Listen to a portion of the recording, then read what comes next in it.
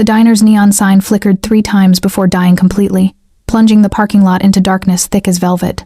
Elena Marsh stood at the window, dish towel twisted between her hands, watching the last truck pull away into the November rain.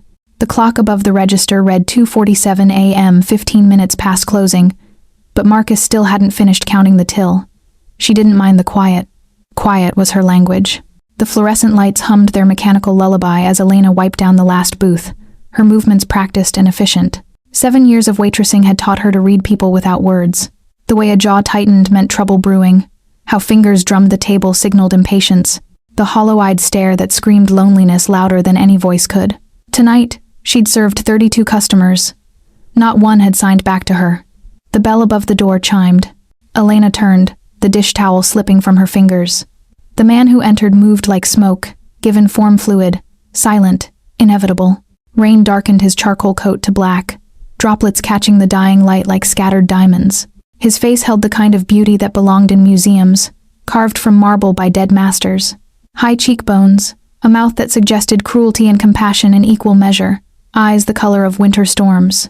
But it was the child clinging to his hand that made Elena's breath catch. The boy couldn't have been more than 7, thin as a whisper, with his father's striking features softened by youth. He wore noise-canceling headphones pushed up on dark curls, and his free hand moved in rapid, repetitive patterned stimming. Elena recognized immediately. The overhead lights made him flinch. Marcus emerged from the back office, keys jangling. "We're closed, buddy. Kitchens." The stranger's gaze shifted to Marcus. That was all. Just a look. Marcus went pale, muttered something about forgetting paperwork, and disappeared into the back office. The door clicked shut with unusual finality. Silence stretched like taffy. Elena picked up her order pad, scribbled quickly. "Can I help you?" The stranger read her words, and something flickered across his face, surprise, perhaps, or recognition. When he spoke, his voice carried the weight of centuries compressed into each syllable, accent unplaceable and ancient. "My son needs." He paused, jaw tightening almost imperceptibly. "He's overwhelmed. The storm, the crowds. We've been traveling for hours. I saw your sign language earlier, with the elderly customer. I thought perhaps—" He didn't finish, didn't need to. Elena looked at the boy, who had begun rocking slightly, his eyes fixed on the checkered floor pattern. Without thinking, she moved closer slowly, telegraphing her approach, and knelt until she was at his eye level. She waited, patient as stone, until his gaze flickered toward her face. Then she signed, "Hello, my name is Elena. What's yours?" The boy froze, his mouth opened slightly, eyes widening. One small hand lifted, trembling, and signed back, "Nikolai." The stranger inhaled sharply. Elena smiled and continued signing. "That's a beautiful name. Are you tired, Nikolai?" "Yes." His movements grew more confident. "Too loud, too many people. Father says I need to be brave, but being brave doesn't mean not being tired." Elena signed, her heart clenching. "Would you like to sit somewhere quiet?" Nikolai looked up at his father, seeking permission. The stranger nodded once, something unreadable passing over his features. Gratitude, maybe, or grief so old it had fossilized into something harder. Elena led them to the corner booth, the one with the burned-out light overhead that cast that section in merciful shadow. She dimmed the remaining fluorescence without being asked, then brought Nikolai a glass of cold water and a stack of napkins, placing a pen beside them. Sometimes, when signing felt like too much, drawing helped. The boy immediately began sketching geometric patterns. Fractals. Elena realized. Perfectly symmetrical and increasingly complex. "You're very good with him," the stranger said softly. And there was something raw in his voice, something that spoke of desperation, carefully concealed. He hadn't sat. He stood like a sentry, as if sitting required trust he couldn't afford to give. Elena pulled out her pad. "I have a younger brother. He's like Nikolai." "Had?" The stranger's eyes tracked to her use of present tense, then away, as if he'd glimpsed something he shouldn't have. "Has," she corrected, though the lie tasted bitter even in ink. "He lives far away now." The truth was simpler and more terrible. Matteo had died 3 winters ago, his brilliant mind trapped in a body that stopped working at 19. Elena still kept his favorite weighted blanket folded in her closet, still sometimes signed goodnight to the empty air. The stranger watched her with unsettling intensity, as if reading the story written beneath her skin. You understand what it is to be different, to communicate in ways the world refuses to hear. It wasn't a question. Outside, lightning split the sky, and in its brief illumination, Elena saw something impossible. The stranger cast no reflection in the window glass behind him. Where his image should have been, only darkness pooled, like spilled ink. Her pen stilled on the paper. "You're afraid." His voice had gone gentle, almost tender. "I can hear your heartbeat accelerating. But I swear on my son's life, and it is worth more than kingdoms to me, I mean you no harm." Elena's hand moved to the small canister of pepper spray she kept in her apron pocket. Not that it would help against something that cast no reflection, but habit died hard. The stranger held her gaze. "My name is Mikhail Volkov. I am." He paused, choosing words carefully. "Old, very old, and very alone in ways I hope you never understand. 3 centuries ago, I was cursed for crimes I cannot undo. Since then, I've learned that monsters aren't born. They're made by the choices we repeat until they become our nature." Thunder rolled like distant artillery. "I don't ask for trust," Mikhail continued. "But my son hasn't smiled in 6 months. Not since his mother." His throat worked visibly. "Tonight, you gave him something I cannot, the gift of being understood. For that alone, I would offer you anything within my power. Why are you telling me this?" Elena wrote, though her hands shook. "Because in 30 seconds, 3 men are going to come through that door. They're hunters, specialists in finding things like me. They've been tracking us for 2 weeks. His eyes flicked to Nikolai, who remained absorbed in his drawing, oblivious to the danger. "I can protect my son, but there will be violence. Blood. I'm offering you a choice. Stay, bear witness, and risk being caught in the crossfire. Or come with us. Let me take you somewhere safe until the storm passes, literally and figuratively." "You're insane," Elena wrote. "Perhaps." A smile ghosted across his lips, there and gone like breath on glass. "But you're considering it. I can see the calculation in your eyes. You're wondering if the monster offering protection might be preferable to the monsters wearing human faces." He was right, and that terrified her more than his lack of reflection. The door's bell chimed. 3 men entered. Military posture, eyes too alert, hands resting on concealed weapons. The leader had silver threaded through his temples and a scar bisecting his left eyebrow. His gaze locked onto Mikhail with the focus of a predator that had finally cornered its prey. Volkov. The name landed like a stone in still water. Nowhere left to run. Mikhail shifted, placing himself between the hunters and Nikolai. "This doesn't concern the mortals here. Let them leave." "The woman stays." Silver Temple gestured at Elena. "She's seen you, talked to you. That makes her contaminated." Contaminated. The word slithered through Elena's mind. She thought of Marcus, still hiding in the back office, of her tiny apartment with its second-hand furniture and Mateo's blanket, of the life she'd built from scraps and silence. "Not much of a life," her mother's voice whispered in memory. "But it's yours."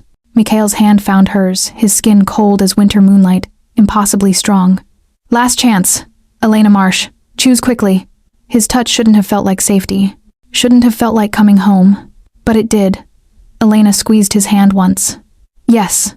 The lights exploded. Glass rained down in glittering cascades as darkness swallowed the diner. Elena felt herself lifted, held against something solid and unyielding as the world blurred into motion. Wind roared in her ears. Or maybe it was wings, impossible to tell, impossible to process. When light returned, she stood on rain-slick cobblestones beneath a sky clearing to reveal stars sharp as broken glass. Behind her rose a manor house carved from shadow and stone, its gothic spires clawing at the clouds like skeletal fingers. Gargoyles perched on every corner, their grotesque faces frozen in eternal screams or laughter difficult to distinguish which. Nikolai stood beside her, his hand still in hers, his drawings clutched to his chest. Mikhail faced them both, rain streaming down his face like tears. "Welcome," he said quietly, "to House Volkov. You'll be safe here. And when morning comes, if you wish to leave, I'll escort you myself back to your world." "And if I don't wish to leave?" The question formed on her lips, unspoken but somehow understood. Mikhail's eyes held hers storm gray, ancient, and suddenly, devastatingly vulnerable. "Then I'll spend every night of your remaining mortal years ensuring you never regret choosing the monster in the dark." Lightning illuminated the manor, and Elena saw what she'd missed before. Every window glowed with candlelight, warm and golden and impossibly inviting, as if something waited inside, as if destiny had a door, and she'd just been given the key. Nikolai tugged her hand, signed, "Will you stay? Please?"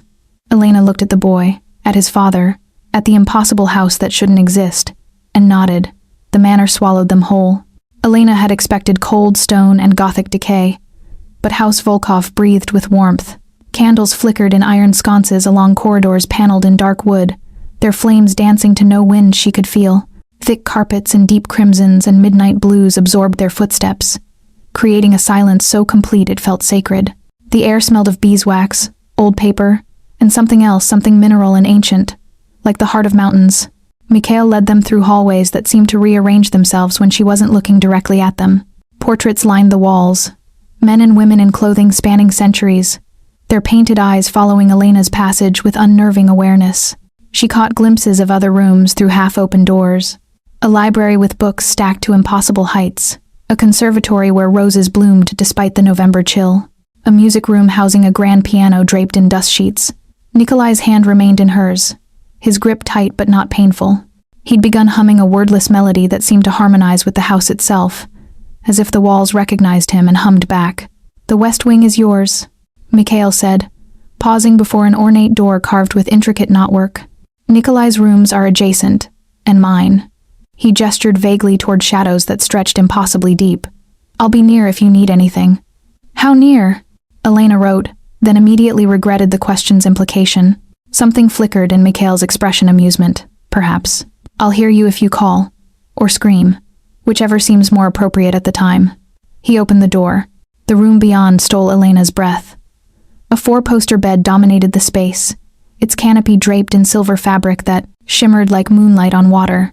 A fireplace already crackled with warmth, casting golden light across furniture that looked both antique and pristinely maintained. Floor to ceiling, windows overlooked gardens rendered mysterious by darkness.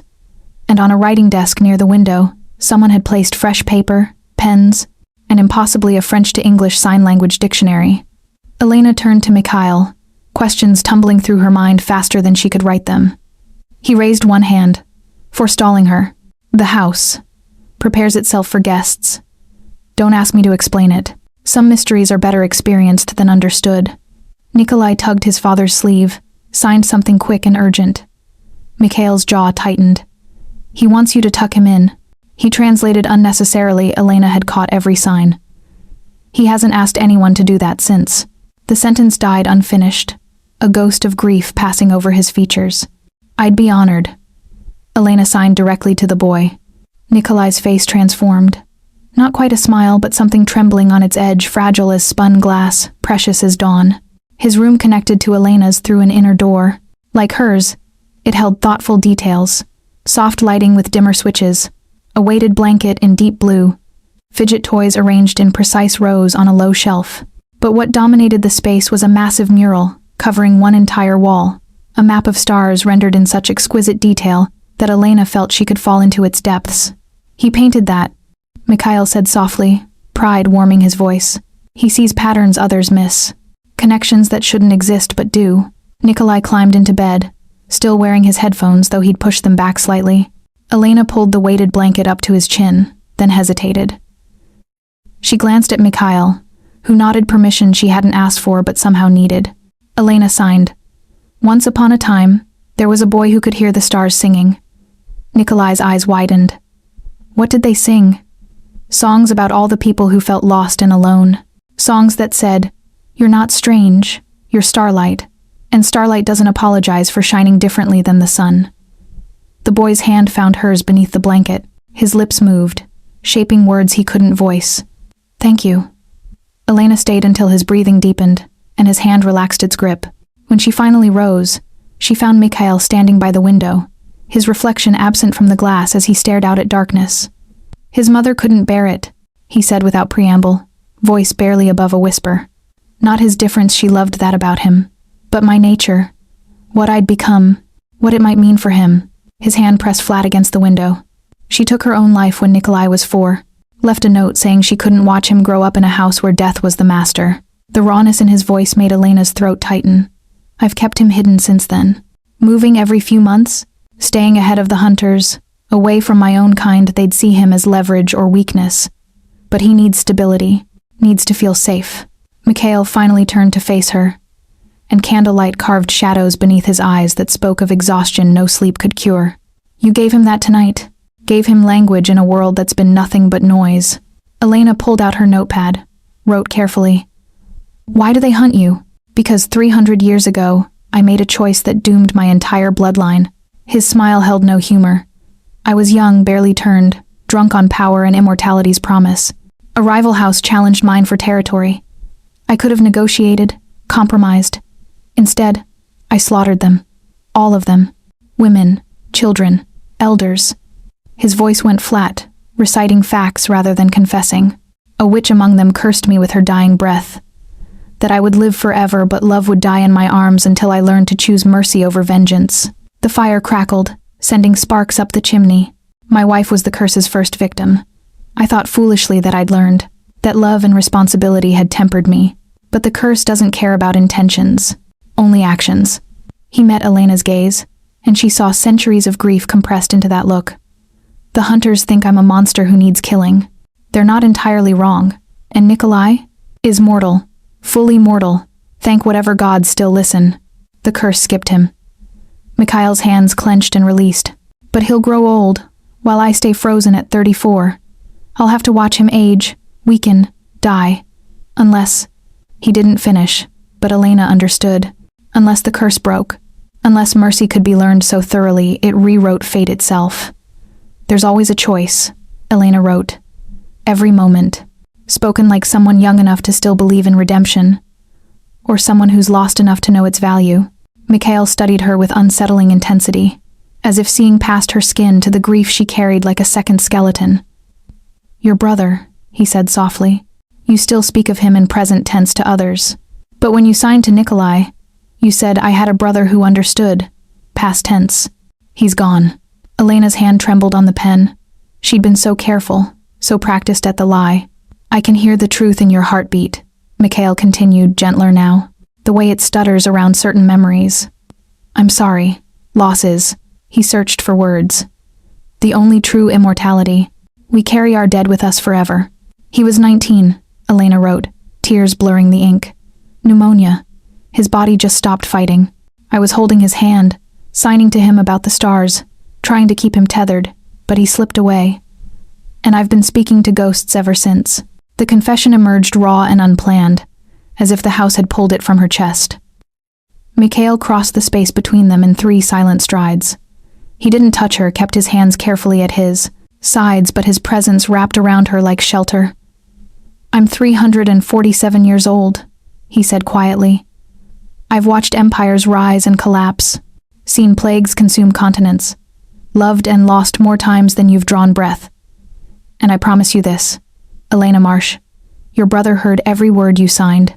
Love is the one language that transcends death. She looked up at him, this impossible creature who cast no reflection but somehow held more humanity than most living men she'd known. Why did you save me tonight? She wrote. You could have just taken Nikolai and run. Because when the hunters called you contaminated, you didn't flinch, didn't plead or bargain. You simply looked at my son and decided his fear mattered more than your safety. Mikhail's voice dropped to barely audible. Courage like that is rarer than immortality, and infinitely more precious. The words hung between them, charged with something Elena didn't dare name. A clock somewhere in the house began chiming 3 deep, resonant notes that seemed to emanate from the walls themselves. Mikhail stiffened, his expression closing like a door slamming shut. Dawn's still 3 hours away, but you should rest. He moved toward the door with that fluid grace that suggested his movements were merely suggestions his body followed. Lock the door if it makes you feel safer, though I promise, nothing will harm you under this roof. Not even you? The question stopped him in the doorway. He looked back, candlelight and shadow playing across his features, making him seem both terribly young and impossibly ancient. Especially not me, he said softly. Though I can't promise you won't choose to harm yourself by staying. Then he was gone, the door clicking shut with finality. Elena stood alone in the beautiful room, her reflection staring back from the dark windows, solitary, uncertain, alive. She thought about Mikhail's curse, about mercy and vengeance, love and loss. about the way Nikolai's hand had felt in hers, small and trusting and desperately in need of someone who understood his language. Outside, the storm had finally broken. Rain hammered against the windows in rhythmic patterns that sounded almost like words. Elena crossed to the writing desk and pulled out fresh paper. Her hand moved across the page, writing questions she had no right to ask. How does the curse break? Can vampires die? What happens when dawn comes? Why does your house feel like home? She crumpled the paper and threw it into the fire, watching the questions curl into ash. Some mysteries, Mikhail had said, were better experienced than understood. Elena lay down on the impossibly soft bed, still wearing her waitress uniform that smelled of coffee and desperation. She should have felt terrified, trapped, should have been planning escape routes and calling for help. Instead, she felt Nikolai's hand in hers, remembered Mikhail's voice saying, "Love is the one language that transcends death," and wondered if she'd been running toward this moment her entire life without knowing it. The house settled around her with sounds like breathing. Just before sleep claimed her, Elena could have sworn she heard signing not words exactly, but the subtle sound hands made moving through air, telling stories to anyone patient enough to listen. The shadows signed back. Elena woke to silence so complete it felt like pressure against her eardrums. No traffic sounds, no distant sirens or neighbors arguing through thin walls, just the profound quiet of a house holding its breath, waiting for something she couldn't name. Gray pre-dawn light filtered through the windows, rendering everything in shades of pearl and ash. The fire had burned down to glowing embers. Sometime during her sleep, someone had draped a thick wool blanket over her. She hadn't heard them enter. The realization should have frightened her. Instead, it felt like care given to someone who'd gone too long without it. She sat up, muscles protesting. The small clock on the nightstand read 6:47 a.m. She'd slept barely 3 hours, yet felt more rested than she had in months, maybe years. Elena crossed to the window and looked out at gardens emerging from darkness. Hedges sculpted into geometric patterns, framed pathways of white stone. A fountain stood at the center, its water frozen mid-cascade in the November cold, creating sculptures of ice that caught the weak light like captured stars. Beyond the gardens, forests stretched toward horizons lost in morning mist. No roads, no neighbors, no escape, except the way they'd come, trapped. Her mother's voice whispered, "Stupid girl, always making stupid choices." Elena touched her throat, her old nervous habit, fingers seeking the vocal cords that had never properly worked. The doctors called it selective mutism complicated by physical trauma from a childhood accident. Her mother called it a curse from God, for unnamed sins. Elena called it the truth. Some people's voices simply lived in their hands instead of their throats. A soft knock interrupted her thoughts. She opened the connecting door to find Nikolai already dressed, his hair still damp from washing.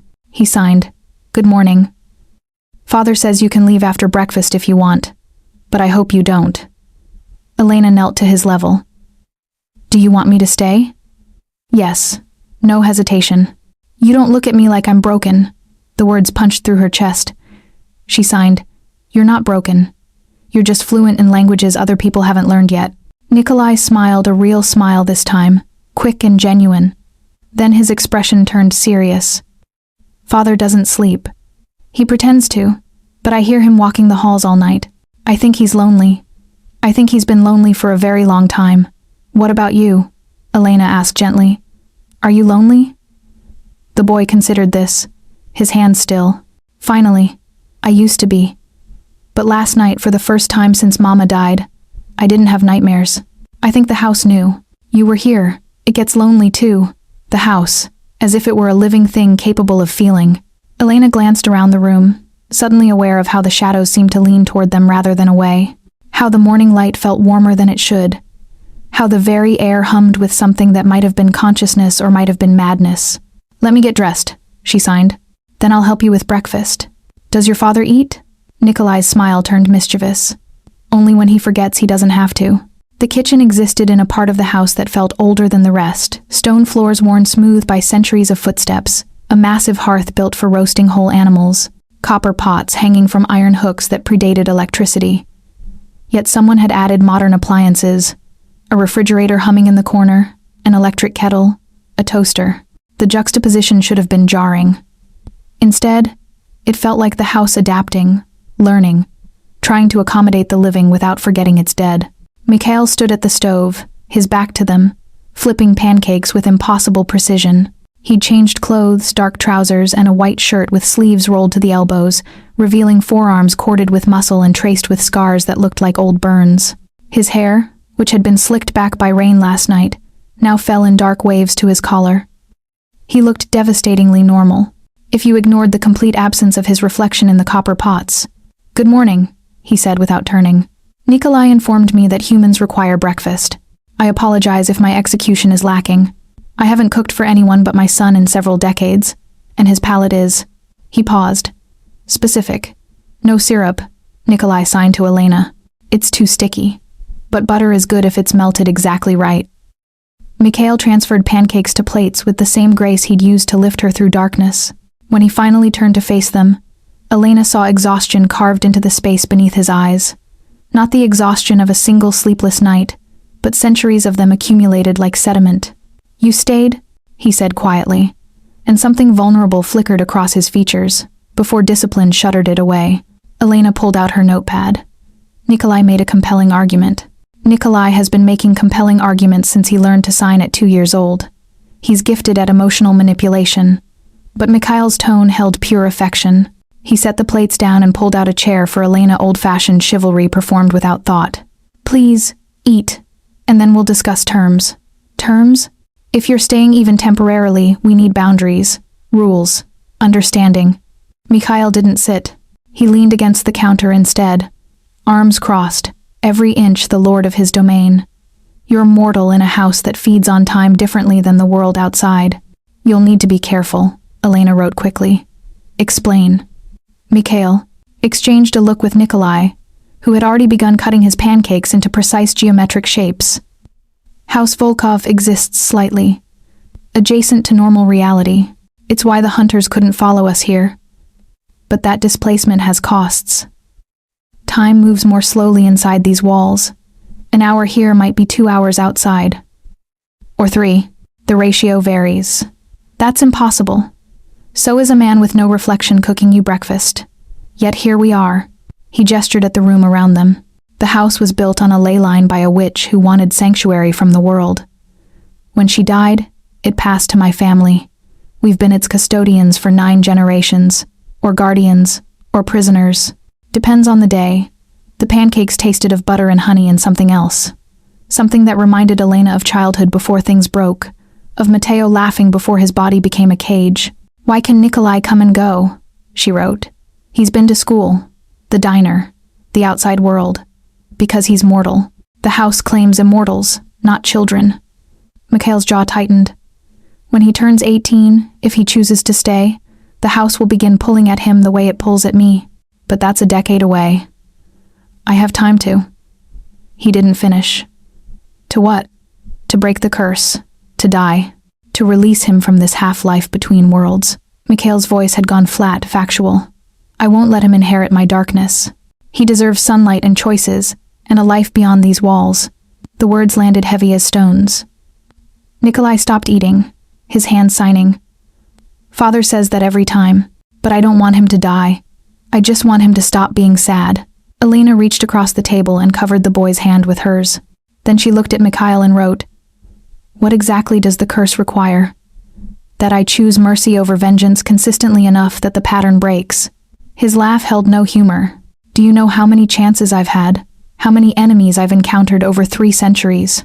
And every time, when faced with the choice, some part of me still wants blood, still craves the violence that comes so easily to predators. But you choose differently now," Elena wrote. "I saw it last night. You could have killed those hunters. I wanted to." The confession emerged raw, honest. "Every instinct screamed to tear them apart for threatening my son. But I chose flight instead. Chose to bring you here, a stranger who owed us nothing, rather than leave you contaminated in their eyes." He rubbed his face. "It's not enough. 300 years of choosing mercy, and the curse remains. Because choosing isn't the same as being. And until I am merciful in my very nature rather than my actions, I'll stay frozen in this state, neither fully alive nor completely dead." The kitchen fell silent except for the old clock ticking on the wall, marking time that moved differently inside these walls than outside. "What if," Elena wrote slowly, "the curse is testing something else? Not mercy as action, but mercy as gift. receiving it rather than giving it. Mikhail stared at her. What?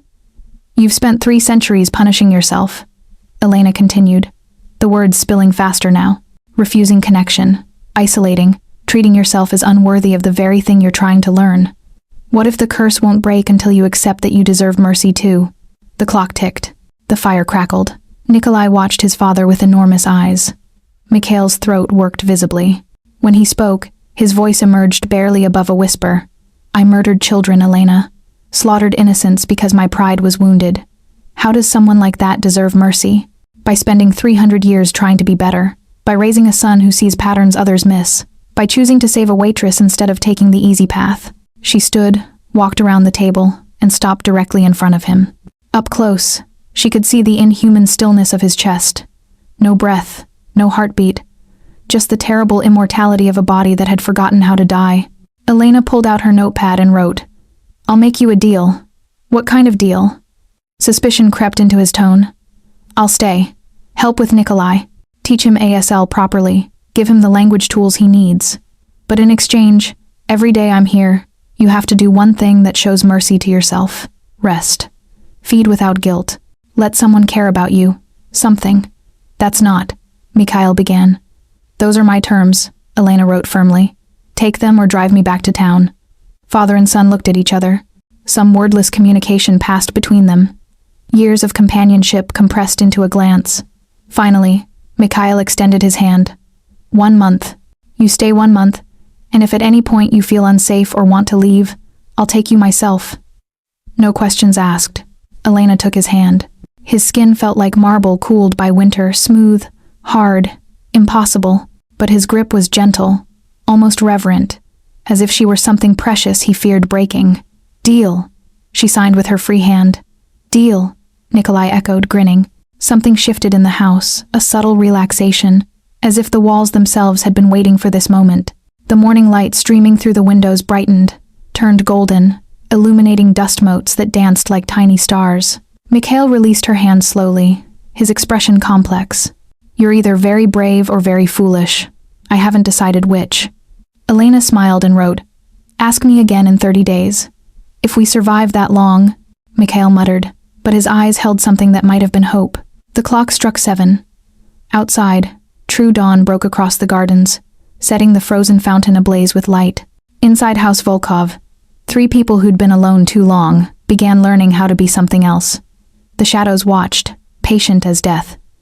And in the space between heartbeats, the curse began to listen.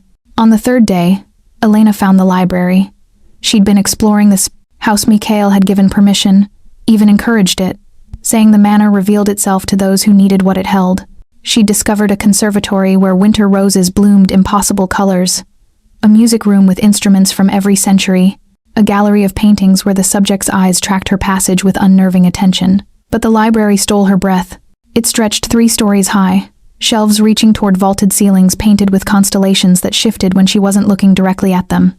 Rolling ladders provided access to higher reaches. Reading nooks tucked into alcoves held chairs worn comfortable by generations of readers. The smell of old leather and aging paper wrapped around Elena like an embrace. At the room's heart stood a massive oak table carved with symbols she didn't recognize. Protective wards, maybe, or family crests worn smooth by time. Mikhail sat there, a book open before him. Though he wasn't reading, he was watching Nikolai, who'd built an elaborate structure from books in the corner walls and towers and bridges following some internal architecture only he could see. It's his meditation, Mikhail said softly as Elena approached. When the world gets too loud, he builds, imposes order on chaos. I wish I'd learned that skill centuries ago. Elena pulled out her notepad. You build too, just differently. Do I? He looked at her, genuine curiosity in his expression. This house, these rules, the way you've structured Nikolai's life to give him stability despite everything. It's the same impulse creating safety from chaos. Mikhail considered this, one finger tracing the carved symbols on the table. Perhaps, though I suspect my structures are more like cages disguised as protection. Only if you never open the doors. The words hung between them, weighted with meaning neither fully acknowledged. Nikolai's book tower collapsed suddenly. Instead of frustration, he laughed, a sound Elena had rarely heard from him, bright and genuine. He began rebuilding immediately, incorporating the collapse into his new design. "He teaches me," Mikhail said quietly, "every day, how to bend without breaking, how to find joy in ruins." His voice dropped lower. "His mother used to say I loved too fiercely, that I held so tight I crushed what I meant to protect. She was right. I'm trying to learn gentleness, but 3 centuries of habits die slowly." Elena wrote, "Show me your hands." Mikhail frowned but extended them long fingers, pale as marble, bearing scars that should have healed centuries ago. Silver burns, she recognized now, places where the metal had touched and seared itself permanently into undead flesh. She took his hands in hers, studying the damage. "These are from protecting Nikolai?" "Mostly. Silver bullets, silver chains. The hunter's favorite burns us, even when it doesn't kill." He tried to pull away, but Elena held firm. "It's hideous. You don't need to." She pressed her thumb gently, across one of the scars, feeling the raised tissue. Then she wrote with her free hand, "They're beautiful. You've lost your mind. They're proof you break your own rules. You say you love too fiercely, but these scars say you love exactly fiercely enough. They're medals, not shame." Mikhail stared at their joined hands as if seeing them for the first time. His throat worked with emotion he couldn't voice. "Finally, your brother. Did you hold his hand like this at the end?"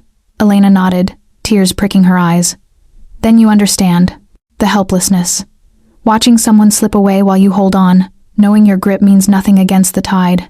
But it meant everything to him," Elena wrote. "Just like Nikolai, knowing you'd burn for him means everything. Love isn't measured by outcomes. It's measured by the scars we're willing to carry." Mikhail's fingers tightened around hers carefully, as if he were handling glass. "You're dangerous, Elena Marsh. You see too clearly. Good. You need someone who sees you." The library's light shifted. Afternoon sun slanting through stained glass windows and painting them both in colors ruby red, sapphire blue, emerald green. In that moment, Mikhail looked almost alive, almost human, almost within reach. He pulled away first, standing abruptly. "There's something you need to understand about my nature, about what I am when the hunger rises." "Tell me," she wrote, though her pulse quickened. "Vampires don't just feed on blood. We feed on life force, the essence of vitality, the spark that makes you alive." His voice had gone clinical, detached. "It's why we prefer the young their life burns brightest, why we're drawn to artists, to passionate souls. Their light is," he paused, "addictive. Have you fed since we arrived?" "No." The admission came reluctantly. "I can go weeks if necessary, months even, though the hunger becomes difficult. When was the last time?" 12 days. I fed from a hunter who came too close. Took enough to weaken him, not kill." Mikhail's jaw tightened. "I try not to take from innocents anymore. Only from those who hunt my kind, who've made violence their choice. Noble," Elena wrote, "but probably not sustainable. Nothing about my existence is sustainable. That's rather the point of the curse." She stood, facing him fully. "What happens if you don't feed? I weaken, lose control. Eventually the hunger overrides everything, and I become exactly the monster I'm trying not to be." His eyes had darkened, the gray now closer to charcoal. "It's why I keep you and Nikolai separate at night, why I've been sleeping or pretending to in the East Wing. I don't trust myself, but you want me to trust you." "No," he said firmly. "I want you to be aware. There's a difference. Trust requires faith. Awareness only requires eyes." Elena pulled out her pen again. "Then let me be aware properly. Show me. Let me see what you become when you feed." Mikhail went absolutely still, the preternatural stillness of the dead, not even the pretense of breathing. "That's not you can't, Elena. You don't understand what you're asking. I'm asking to see all of you, not just the parts you've deemed acceptable." "Why?" The word emerged raw, almost desperate. "Why would you want to witness that?" She wrote carefully. "Because Matteo made me promise something before he died," he said. "Don't hide from the hard truths. Don't look away when things get ugly.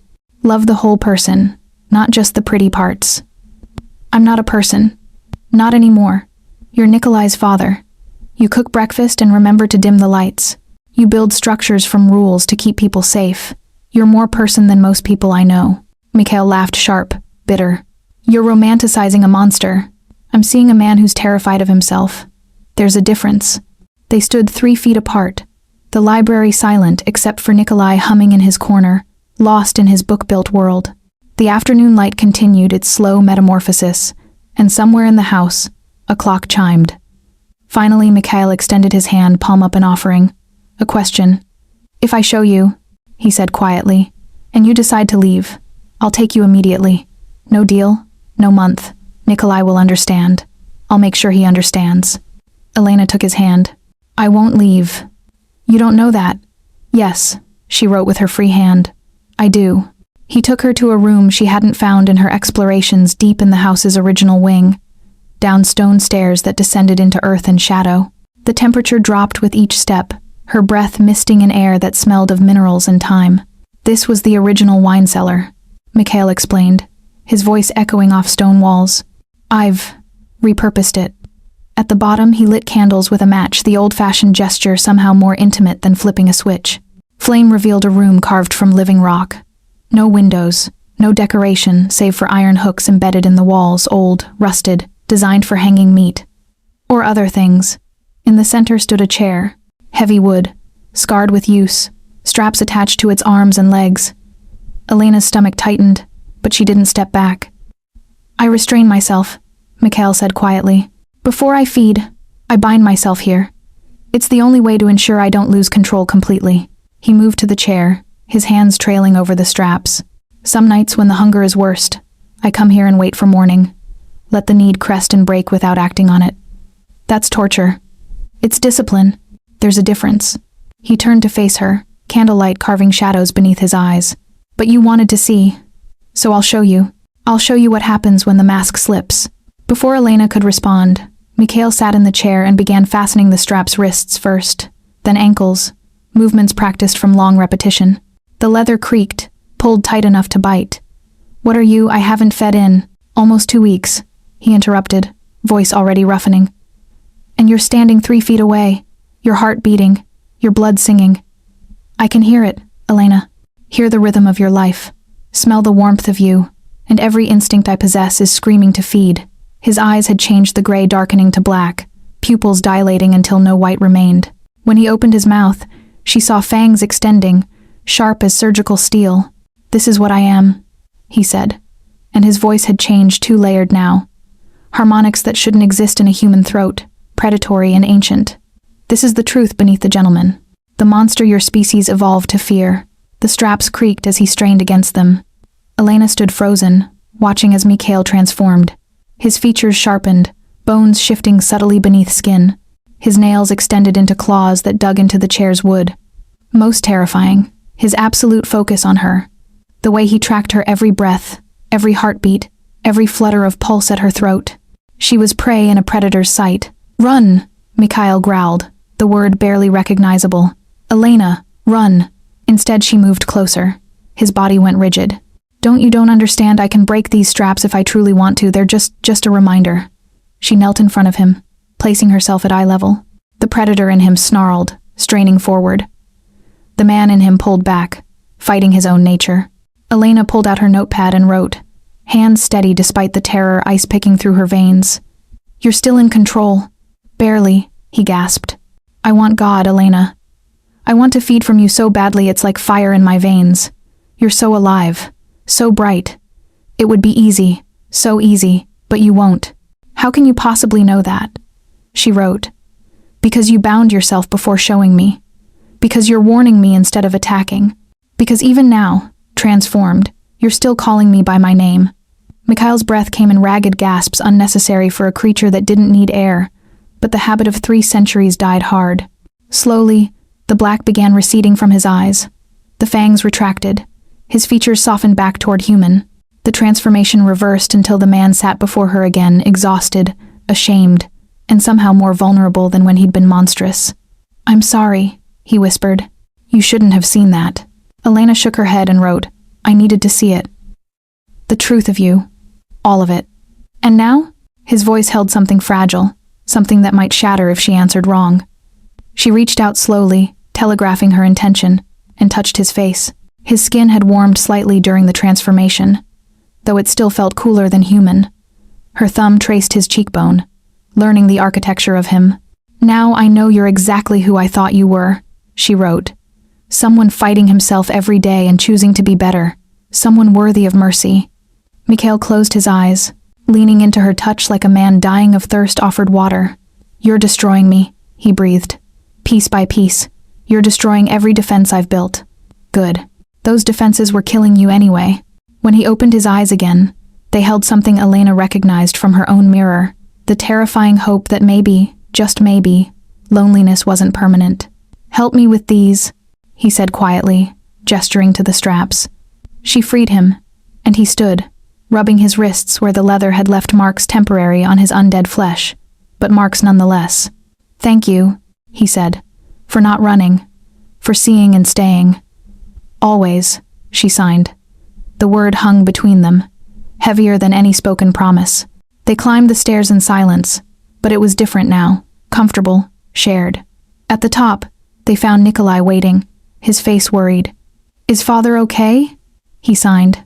"He is now," Elena replied, and meant it. Mikhail pulled his son into an embrace, the vampire and the boy holding each other in the hallway, while candlelight painted them in gold. Elena watched, her heart aching with something that felt dangerously like belonging. The house sighed around them, and somewhere in the dark, the curse took note. Mercy given, mercy received. One choice closer to breaking. Winter settled over House Volkov like a promise. Elena had been there 2 weeks, or 3, or 4, depending on whether you measured time by the house's clocks or the calendar she kept in her room. The displacement Mikhail had warned about made tracking days difficult. She'd taken to marking sunrises on her notepad, watching how they came irregularly, sometimes only hours apart, sometimes a full day between. Time, she decided, was negotiable here. Maybe that was the point. She fell into rhythm with the house and its inhabitants. Mornings with Nikolai teaching him advanced ASL, helping him with schoolwork. Mikhail procured from somewhere, learning his patterns and needs. Afternoons in the library, reading books that shouldn't exist and sometimes catching Mikhail watching her with an expression that made her heart stumble. Evenings cooking dinner in the ancient kitchen, the three of them sitting together, while Mikhail pretended to eat, and Nikolai narrated elaborate stories in sign about the shapes he saw in the stone walls. Nights were harder. Mikhail kept his distance after dark, retreating to his wing as the hunger rose. Some nights Elena heard him playing the piano. Chopin, mostly, nocturnes that sounded like grief-given melody. Other nights, she heard nothing, and those silences worried her more than the music. On the 15th dawn, or perhaps the 18th, the count had grown fuzzy. Elena found Mikhail in the winter garden. The conservatory was his refuge, she'd learned. He tended the impossible roses with something approaching tenderness, speaking to them in languages she didn't recognize. Russian, she guessed, or older tongues that predated modern speech. She'd never intruded before. But today, watching him from the doorway, she saw something in his posture that made her chest tighten. Defeat, bone deep, and absolute. He sensed her presence, turning slowly. "Can't sleep?" Elena pulled out her ever-present notepad. "Can't stop thinking. Dangerous occupation, thinking. I've been doing it for 3 centuries and have only the scars to show for it." His attempt at humor fell flat, exhausted. He returned his attention to the roses, deadheading blooms with movements too gentle for clawed hands. "These are heritage Rosa Damascena. A witch planted them in 1703, said they'd bloom as long as the house stood. They're the only living witnesses to everything that's happened here. They're beautiful," Elena wrote. "They're dying." Mikhail's thumb traced a petal, fragile as skin. "No matter how carefully I tend them, they fade. Even magic can't sustain life indefinitely without the sun's honest light." He looked at her, something raw in his expression. "I keep them in shadow, Elena. Out of necessity, out of love. But I'm killing them nonetheless." The metaphor wasn't subtle. Elena crossed the conservatory, her footsteps muffled by fallen petals. She stopped beside him, studying the roses, their deep crimson petals, their thorns like warnings. "You're not keeping me in shadow," she wrote. "I chose to come inside. For Nikolai. For all of you, house included." Mikhail laughed, sharp and bitter. "You've grown attached to architecture. How very gothic of you. I've grown attached to the people inside it. There's a difference. People," he repeated, tasting the word. "You keep calling me that, as if repetition will make it true. What would you prefer? Monster? Creature? Lord Volkov of the eternal darkness?" She let sarcasm bleed through the quick, emphatic signs. Despite himself, Mikhail's mouth quirked. The last one has a certain ring to it. Elena stepped closer, until only the rosebush separated them. This close, she could see the weariness etched into his features, the cost of discipline, of nightly restraint, of centuries spent fighting his own nature. She wrote, "You fed yesterday. I heard you leave before dawn." His jaw tightened. "A hunter found the property line. I dealt with it. Dealt with it meaning I took what I needed and erased his memory. He woke 10 miles away with a story about falling asleep at the wheel." Mikhail's hands gripped the edge of the planter, knuckles whitening. "I didn't kill him. Didn't drain him. Showed restraint. But you're still punishing yourself for needing to feed it all." "Of course I am. The hunger itself is the punishment desire without conscience, need without consideration. Every time I feed, I become what killed my humanity 3 centuries ago." Elena set down her notepad and raised her hands to sign. "You fed to protect this house, to protect Nikolai, to protect me. That's not monstrous. That's survival. Survival built on taking from others, on turning people into resources." His voice had gone quiet, dangerous. "You're romanticizing again, Elena. Seeing nobility where there's only necessity dressed in pretty lies. Then show me the ugly truth. Really show me." "I did. In the cellar. You saw what I become. I saw restraint. I saw someone so terrified of losing control that he chains himself. That's not ugly, that's courageous. Courage." He spat the word. "There's no courage in it. Only cowardice. I'm too afraid to die, too selfish to release Nikolai, too weak to break a curse that's anchored in my very nature." Elena grabbed his arm, forcing him to face her. Her hands moved fast, emphatic. "You're not weak. You're tired. There's a difference. Even immortals are allowed to be tired." Mikhail stared at her, something breaking in his expression. "I am," he whispered. "God, Elena, I'm so tired. Of fighting, of choosing, of watching everyone He cut himself off, jaw clenching. "It doesn't matter. The curse doesn't care about exhaustion. Maybe the curse is waiting for you to rest. That makes no sense. Neither does a house that exists between moments, or roses blooming in winter, or a vampire who cooks pancakes for his son. But here we are." She paused, then added, "When was the last time you truly rested? Not slept, you don't need sleep, but rested. Lowered your guard, let someone else carry the weight." Mikhail's throat worked. "I can't. If I stop being vigilant, even for a moment." "I'm not asking you to stop. I'm asking you to share. Let me carry some of it. You don't understand what you're offering. Then explain it to me." He was silent for a long moment, warring with himself. Finally, "There's a ritual. Blood bond, the old covens called it.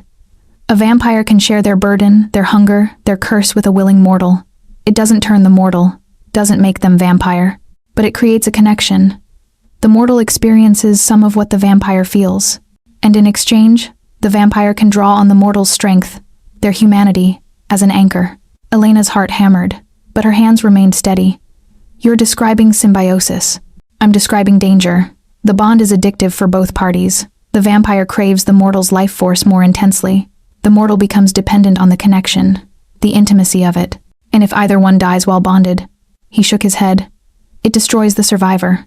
Complete psychological collapse. But it's not permanent? No. It can be broken. But doing so is."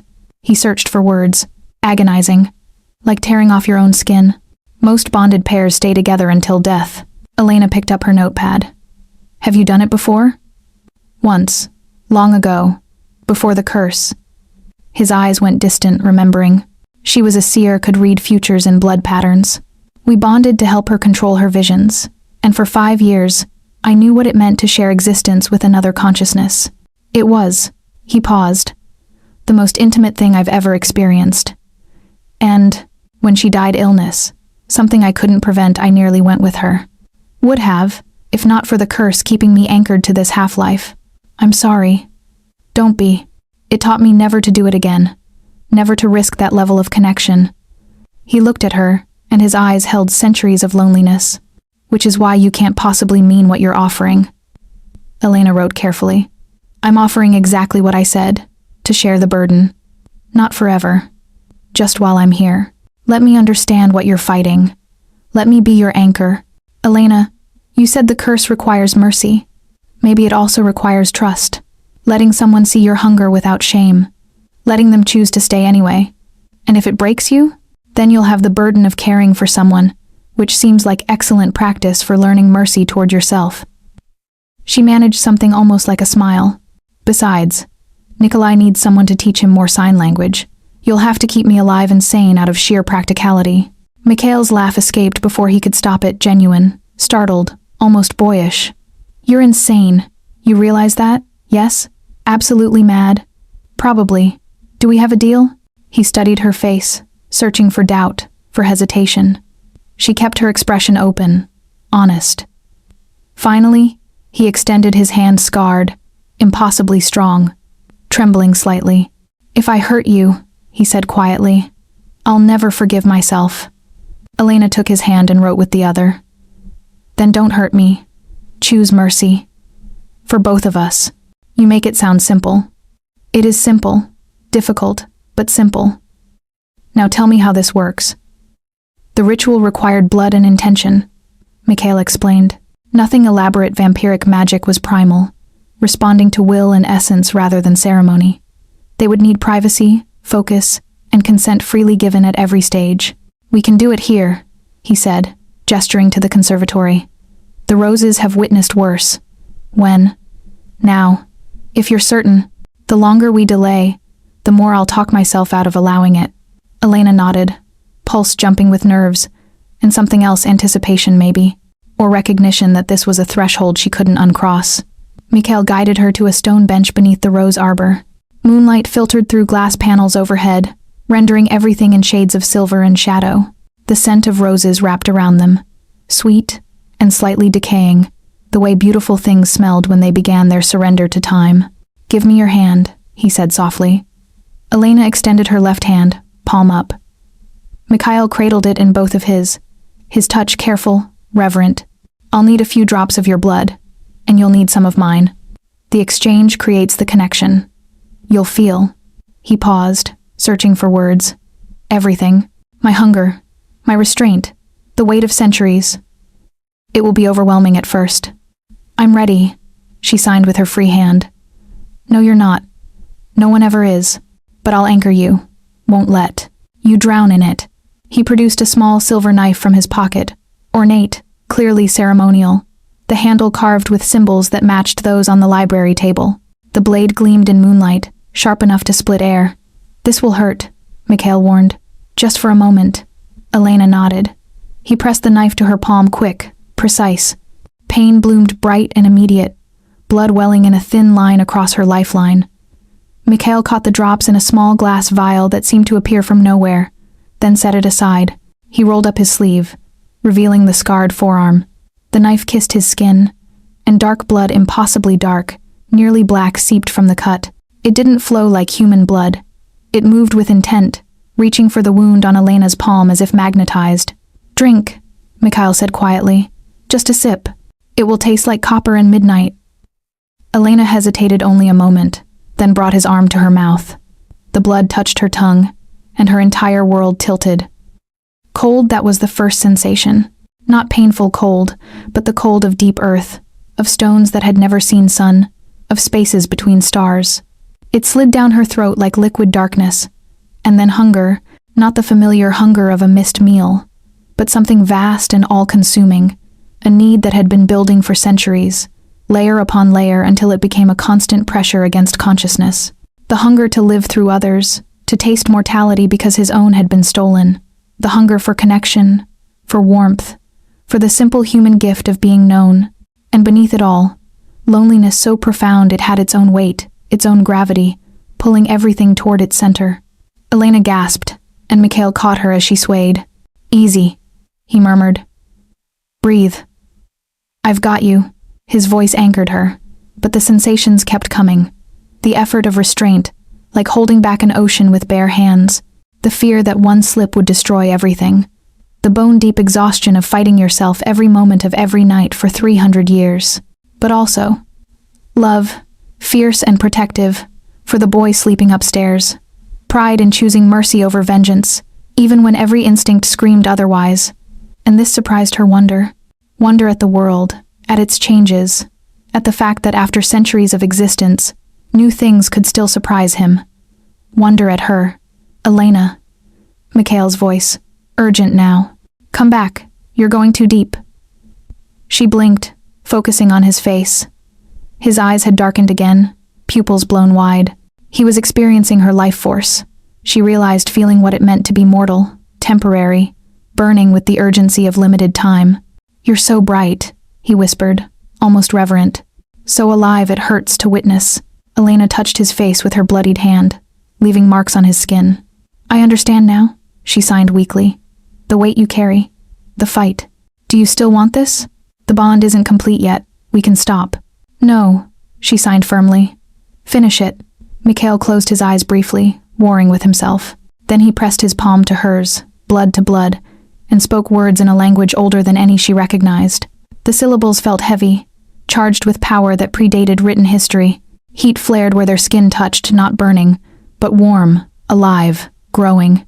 The sensation spread up her arm, across her chest, settling somewhere near her heart, and suddenly she could feel him there, a presence that wasn't thought or emotion but simply Mikhail, as fundamental as her own heartbeat. The bond snapped into place like a lock clicking home. They both gasped. Mikhail's forehead dropped to rest against hers, his breath unnecessary, habitual, ghosting across her lips. I can feel you, he whispered. Your heartbeat, your warmth, your... He broke off, throat working. You're afraid, but you're staying anyway. Why? Why would you choose this? Elena pulled back enough to sign. Because you deserve to be known. Completely. Without shame. Something in Mikhail's expression cracked. He pulled her close, wrapping her in an embrace that felt like sanctuary, like coming home, like every impossible thing she'd never let herself want. You're going to destroy me, he breathed into her hair. Completely unmake everything I've built to survive. Good, she signed against his chest. Let's both be destroyed. Then maybe we can build something better. They stayed like that, vampire and mortal, bound by blood and choice while roses bloomed overhead and moonlight turned everything to silver. The curse took note. Mercy offered, mercy received, connection chosen. The pattern was breaking. In the house, clocks began striking the hour, their chimes echoing through stone corridors, marking time that moved differently inside these walls than outside, marking the moment everything changed. The bond changed everything and nothing. Elena woke the morning after with Mikhail's presence in her chest. Not intrusive, but there, like a second heartbeat keeping different time. She could feel his exhaustion. He'd stayed awake in the music room, playing Chopin until dawn. His concern for Nikolai the boy, had nightmares about his mother again. His constant vigilance. 3 hunters passed within 5 miles of the property line, searching, and underneath it all, his awareness of her, sharp and focused, like a compass needle finding north. Are you all right? The thought formed in her mind, but it wasn't her voice. It was Mikhail's, carried through the bond. She sat up, startled. They hadn't discussed mental communication. His presence rippled with something like embarrassment. Sorry, I should have warned you. The bond allows for thought sharing when emotions are strong. I'll learn to shield better. Don't. She thought back, testing the connection. This is intimate, but not invasive. Yet. Give it time. You'll hear my hunger, my darkness, and I'll feel every fear, every doubt. A pause. No more. Hiding. Good, Elena thought. Hiding is what was killing us both.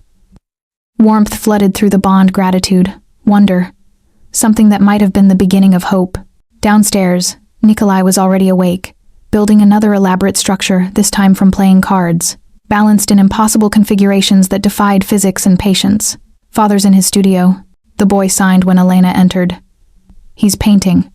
He only paints when he's feeling things he can't say. Does he paint often? Not in 4 years. Not since Mama died. Elena found Mikhail in a room she'd never seen. A converted attic space with north-facing windows that let in cool, indirect light.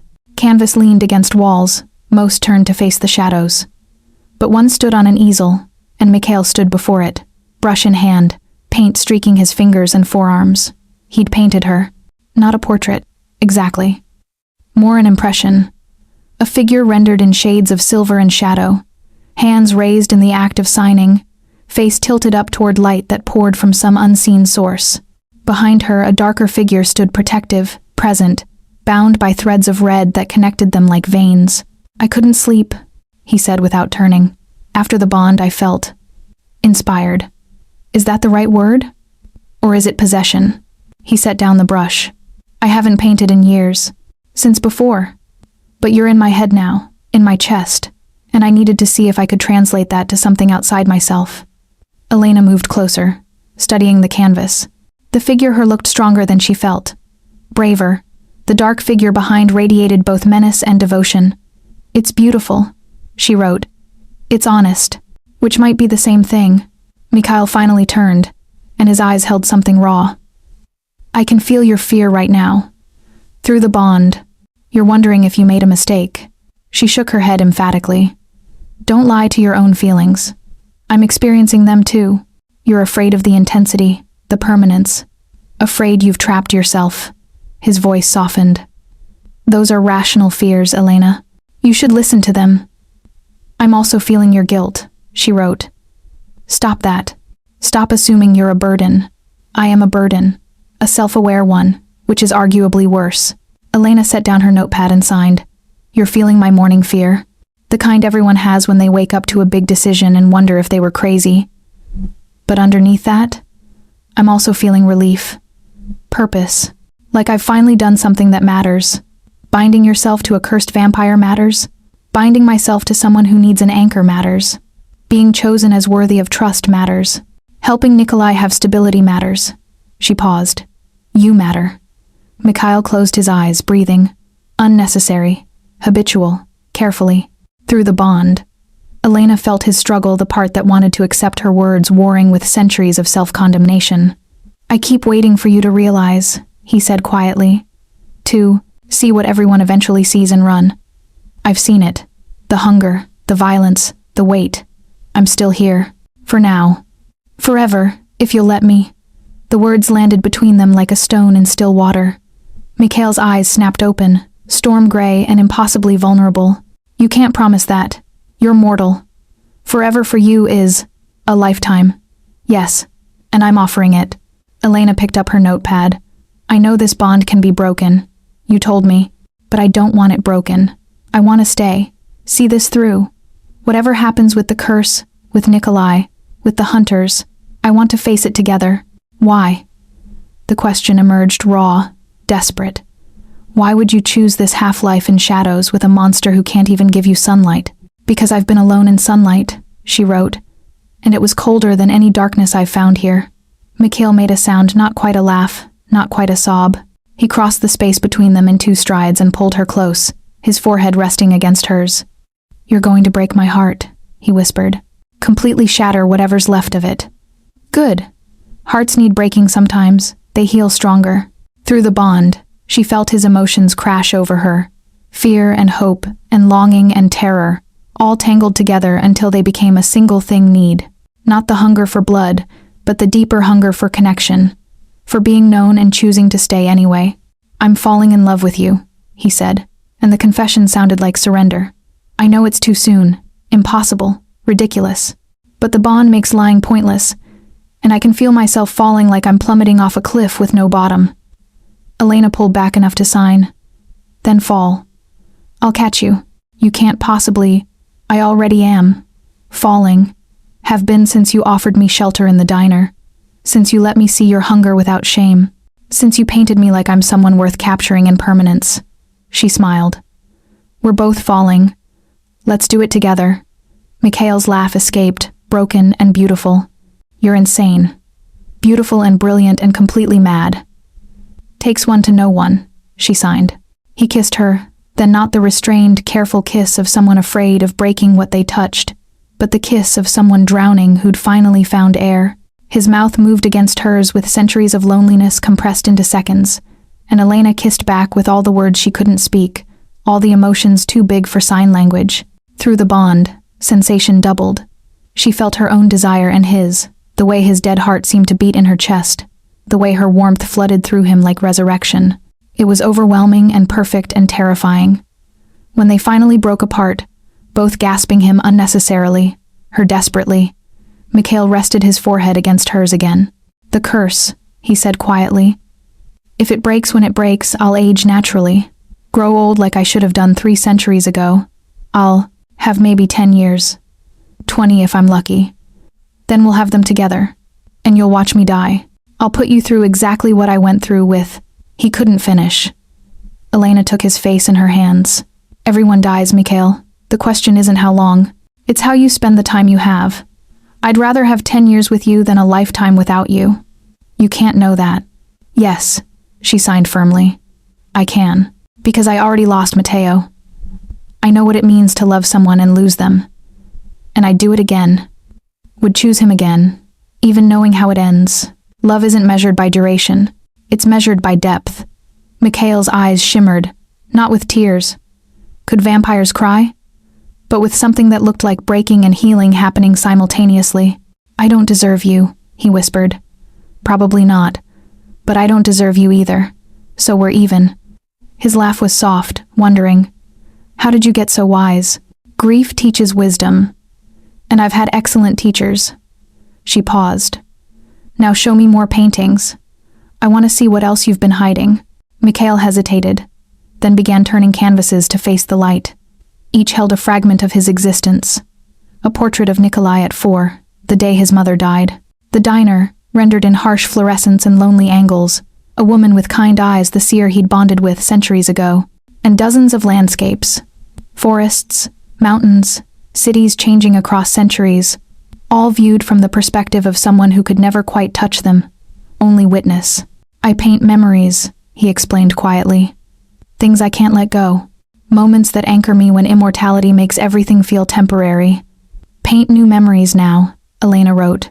"Ones that include me. Include sunlight, even if you can only imagine it." "Sunlight? Paint what you dream of, not what you've lost." Mikhail studied her face, then the empty canvases. Slowly he nodded. "I don't know what I dream of anymore. But maybe it's time to find out." Elena smiled and took his paint-stained hand. Through the bond, she felt his heart metaphorical, not literal. Begin to beat again, not resurrection, but hope's first careful pulse. Downstairs, Nikolai's card tower reached its apex and toppled, the boys' delighted laughter echoing through the manor. Outside, morning sun crested the gardens, turning frost to diamonds, and in the space between heartbeats, in the silence where curses lived and grew, something shifted. The pattern was breaking, one choice at a time. The hunters came 3 days later, or 5, or 7. Time remained negotiable, just as Elena was teaching Nikolai about compound signs. She felt them first through the bond. Mikhail's sudden spike of alarm, sharp as glass breaking. Then his warning, urgent in her mind. "Hunters. The property line. Get Nikolai to the safe room." Elena's hands moved fast. "Danger. We need to hide. Now." Nikolai's eyes widened, but he didn't argue. He'd lived his whole life, learning to trust when his father said run. The safe room existed in the house's oldest section, a chamber carved from living rock, warded with symbols that made Elena's eyes water if she looked directly at them. Iron door 3 inches thick. Ventilation that led to caves so deep they touched underground rivers. Mikhail had shown it to her the day after the bond, saying, "If anything happens, this is where you take my son. Promise me." She'd promised. Now she kept that promise, pulling Nikolai through corridors that seemed to shift, helping them hide. The house, she'd learned, was sentient in its way, protective of those who belonged within its walls. They reached the safe room just as she heard the front door explode. Elena slammed the iron door shut, threw the bolts, and pulled Nikolai close. Through the bond, she experienced everything Mikhail did. 5 hunters, heavily armed, silver weapons blessed by priests who still believed in demons. The leader silver temple from the diner holding a compound bow with silver-tipped arrows. And behind them, something worse, something that made Mikhail's fear taste like metal. Another vampire. His thought came through tense, controlled. A rival. They've brought one of my own kind to track me. Elena's heart hammered. Beside her, Nikolai had gone still, his breathing controlled through the exercises they'd practiced for moments like this. "Can you fight them all?" she thought toward Mikhail. "I can survive them, but not without he cut off." And through the bond she felt his decision.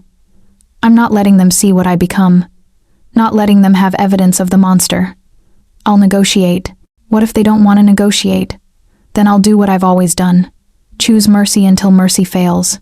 And if it fails, his presence wrapped around her mind like an embrace. The house will protect you. Both of you. It knows you belong here now. The bond flared hot and bright, and then Mikhail pulled back, shielding her from what came next, but she felt it anyway. His transformation, the monster rising to meet threat with threat. His voice layered with harmonics that shouldn't exist. You've violated sanctuary. The old laws are clear. House Volkov is neutral ground. Silver Temple's response, cold and certain. You forfeited neutrality when you bound yourself to a mortal. That kind of connection makes you weak, vulnerable. And the covens have voted. Mikhail Volkov dies at dawn. Elena's blood ran cold. Beside her, Nikolai signed. Father won't let them hurt us. I know, Elena signed back, though fear made her hands shake. He's protected you his whole life. He won't stop now.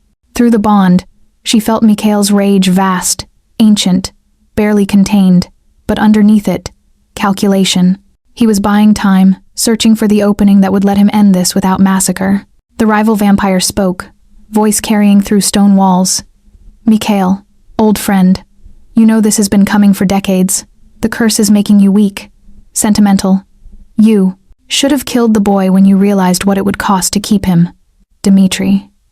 Mikhail's voice had gone glacier cold. You dare speak of my son in my own house? I speak truth. The covens remember what you were, ruthless, powerful, a force that kept the bloodline strong. But look at you now.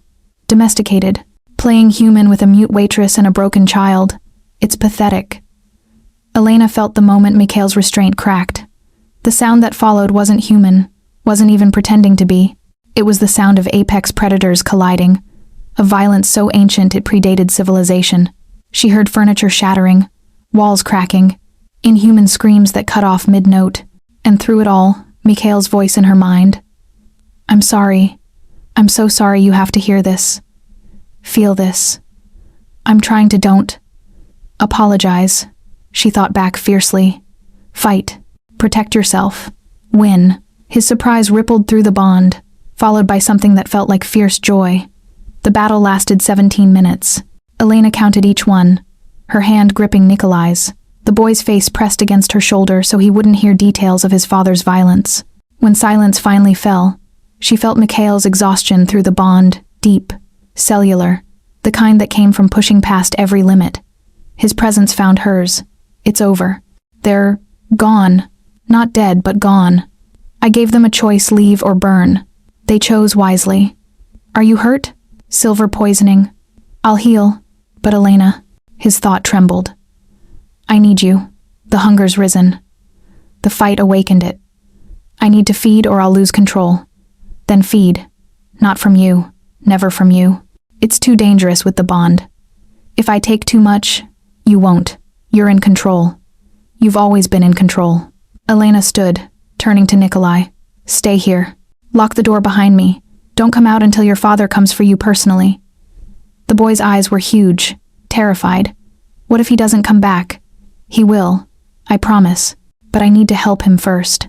She didn't wait for Nikolai's response. She opened the iron door and ran through corridors toward Mikhail's presence, following the bond like a compass. She found him in the main hall, surrounded by wreckage. Furniture lay splintered.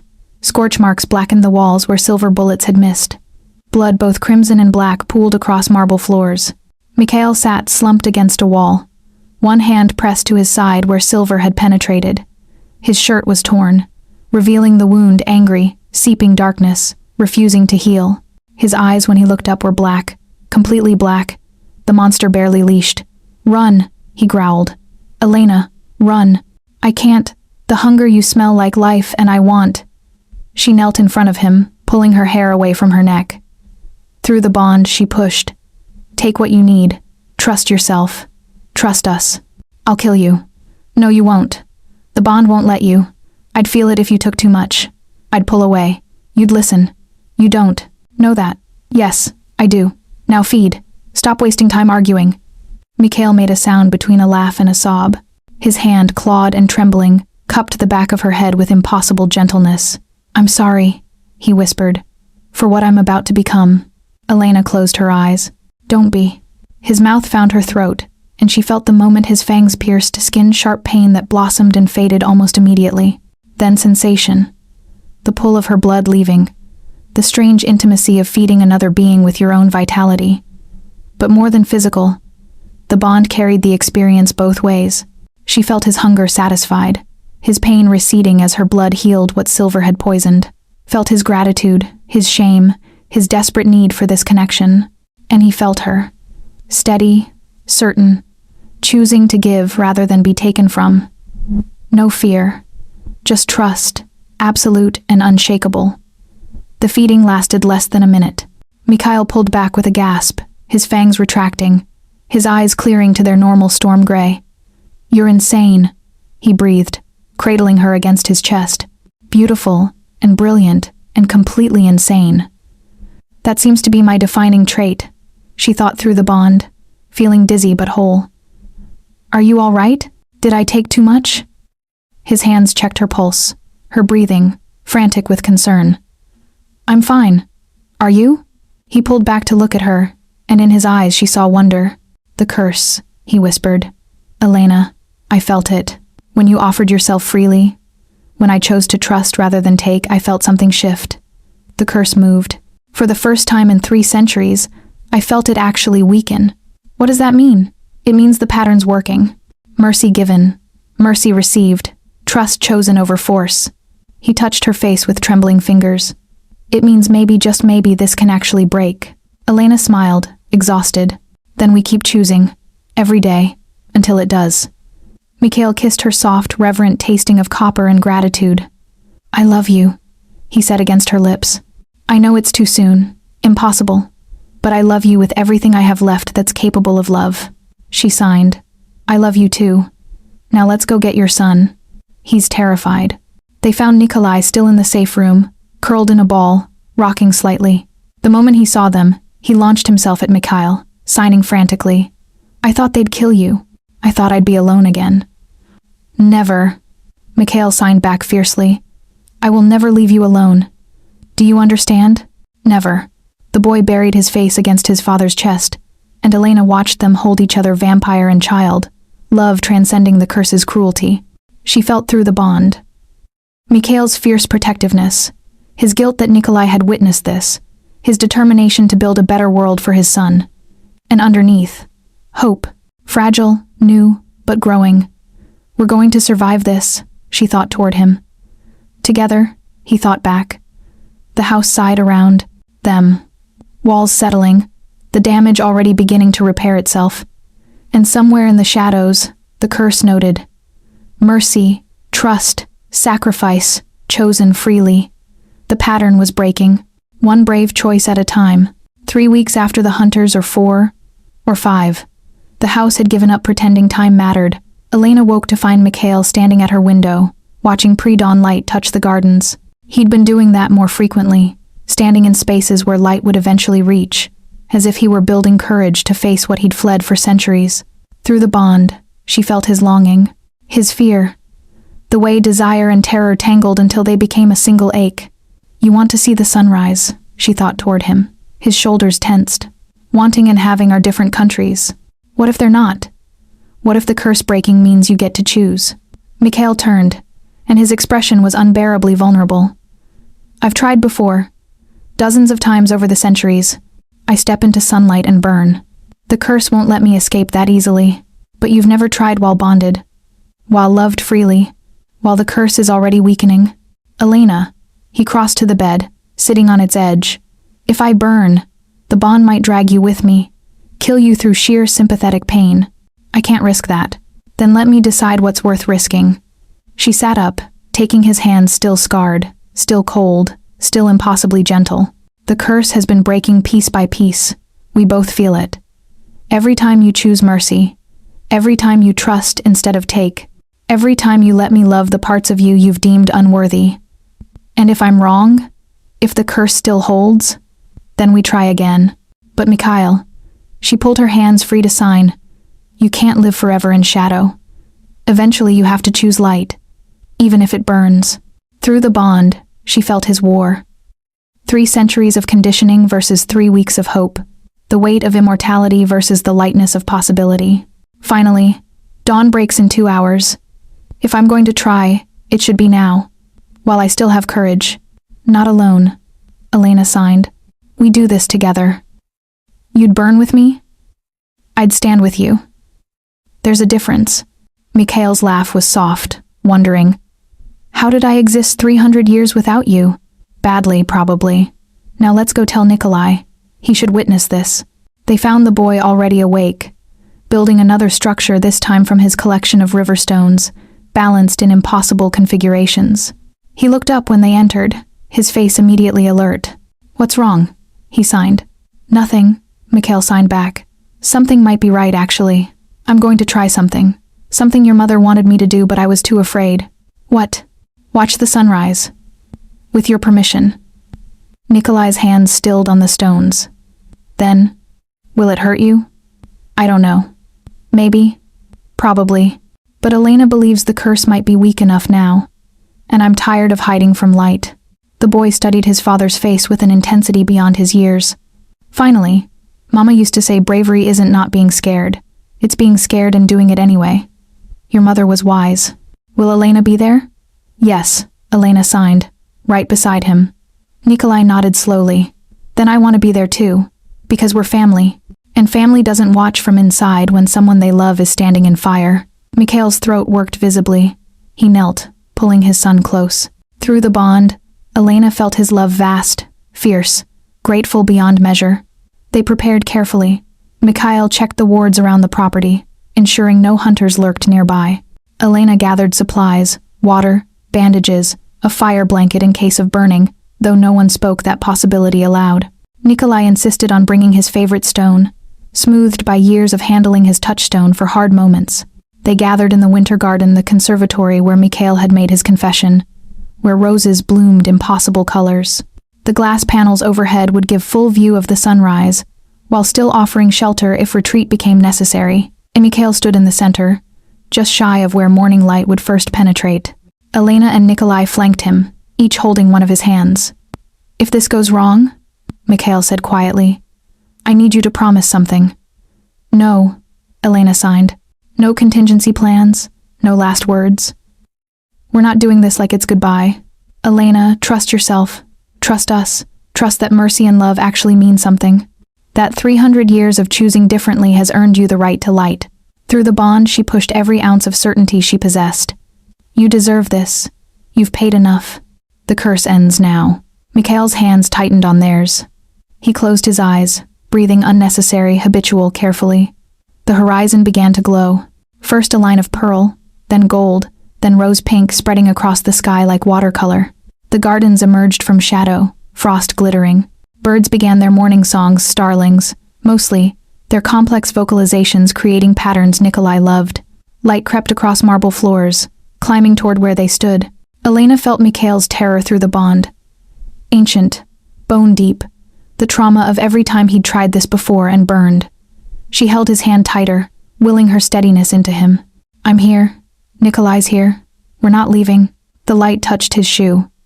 Mikhail flinched, waiting for fire, for pain, for punishment 3 centuries in the making. Nothing happened. He opened his eyes, staring down at his foot as if it belonged to someone else. The light climbed higher, ankle, knee, thigh, and still he stood whole, unburned, solid.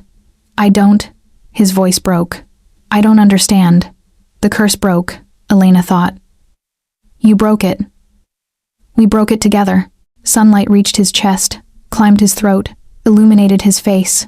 And for the first time in 347 years, Mikhail Volkov stood in morning light and didn't burn. He looked down at Elena and Nikolai, his eyes shimmering. I can feel it, he whispered. The warmth. I'd forgotten God, I'd forgotten what warmth felt like. Nikolai was crying, signing frantically. You're not burning. Father, you're not burning. I know, Mikhail signed back, his hands shaking. I know. It's over. The curse is over. He pulled them both close, the 3 of them standing in sunlight while roses bloomed around them, and morning painted everything in colors more vivid than memory. Through the bond, Elena felt Mikhail's emotions cascade. Disbelief, joy, grief for all the years lost, gratitude so profound it felt like prayer, and underneath, liberation, the weight of 3 centuries lifting like chains breaking. "I'm mortal again," he said, wonder coating each word. "I can feel it. My heart it's beating, slow but beating. I'm alive." "What does that mean?" Elena asked through thought and sign simultaneously. "It means I'll age, grow old, die eventually." He looked at her, and his smile held no fear. "It means I get to be human again. Finite, precious because it's temporary. Asterisk. I thought you'd be afraid. Asterisk," Elena admitted. "I am. Terrified. But also," he searched for words, "free. For the first time since I was turned, I'm free. Not immortal, not cursed, just," he laughed, the sound bright and broken. "Just a man who gets to choose how he spends his limited time." "And what do you choose?" Mikhail cupped her face, his hands trembling. "You. This. Family. However many years I have left, I want to spend them choosing love over fear, light over shadow." He kissed her then, standing in morning sun, tasting like possibility and gratitude. Nikolai hugged them both, his thin arms wrapped around as much as he could reach. They stayed like that until the sun climbed higher, until warmth became heat, until Mikhail said, "I need to sit. Being mortal is exhausting." They moved to the stone bench, the one where they'd performed the binding ritual. Mikhail stretched out, his face tilted toward sun, eyes closed with something like bliss. "I'm going to die," he said conversationally. "Eventually. In 20 years or 30 or 10. I don't know how fast the aging will catch up. But I'm going to be mortal and finite and temporary." "Good," Elena wrote on her ever-present notepad. "Now you get to be human with us. Messy and flawed and beautiful. You're not disappointed? I'm not going to be an immortal vampire lord anymore. Just Mikhail. Aging, dying, ordinary. You were never ordinary. And you're more yourself now than you've been in centuries." Mikhail opened his eyes, looking at her with an expression of such vulnerable happiness it made her heart ache. "I love you." In case that wasn't abundantly clear, "I love you with everything I was and everything I'm becoming." "I love you too," she signed. "Now rest. Let the sun warm bones that haven't felt warmth in 300 years. He obeyed, and Elena watched him, this man who'd been a monster by curse and a vampire by choice, now just human again. Fragile and temporary in hers. Nikolai curled against his father, still clutching his touchstone, signing. "What happens now? Now?" Mikhail's smile was soft, wondering. Now we get to be a family. Not in shadow, not in hiding, but in honest daylight. We get to choose normal, whatever that means. "Can we stay in the house?" Nikolai asked. "I like it here, if the house will have us. I'm not its master anymore, not truly. The curse bound me here. Now." He looked around the conservatory as if seeing it fresh. "Now I'm just a guest. A grateful one, but a guest." The house responded. Elena felt it through the bond, though the connection was changing, softening as Mikhail's immortality faded. The walls warmed, the light brightened. And somehow, she knew, the house was pleased, satisfied with how the story had resolved. They sat together until the sun climbed high, until warmth became too much, and they retreated inside to cool shadows. But now shadows felt like choice rather than prison, like somewhere to rest, not hide. That night, true night, measured by clocks that matched the world outside, they ate dinner together, all 3 of them. Mikhail taking small bites of food, learning how his body remembered eating, savoring flavors he'd forgotten. Bread, honey, the sharp bite of cheese. "This is extraordinary," he said, laughing. "Food has taste again. Actual taste." "What did it taste like before?" Elena asked. "Ash. Everything tasted like ash except blood. But this," he took another bite of bread. "This is alive." After dinner, after Nikolai was tucked in and dreaming, Mikhail and Elena returned to the winter garden, to the place where light had first touched him without burning. "What happens to us now?" he asked, pulling her close. "To you and me and this bond we share? It fades, probably, as you become more human, less connected to the magic that enabled it. Does that frighten you?" Elena considered. Then signed. "No. The bond was scaffolding. It helped us build trust. But now we don't need it. We can just be. Choose each other every day without magic forcing it. I might grow old fast. Centuries catching up. You might have to care for me. Watch me weaken. Then I will. Gladly. Because you'd do the same for me. Yes, he said simply. I would. I will. They stood in moonlight, watching stars emerge. The same stars Mikhail had seen for 3 centuries, but somehow different now. Brighter, maybe.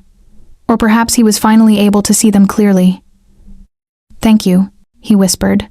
For seeing me, loving me, believing I could break a curse I'd carried so long I'd forgotten it wasn't permanent. Thank you for letting me, for trusting me with your darkness. Always, he said. For however long always means, then that will be enough. They stayed until dawn threatened again. And this time when light came, Mikhail didn't flinch. He simply smiled, turned his face toward sun, and let himself be warm. The curse was broken. The monster was gone. All that remained was a man learning how to be human again, held by a woman who'd chosen to love him through every transformation.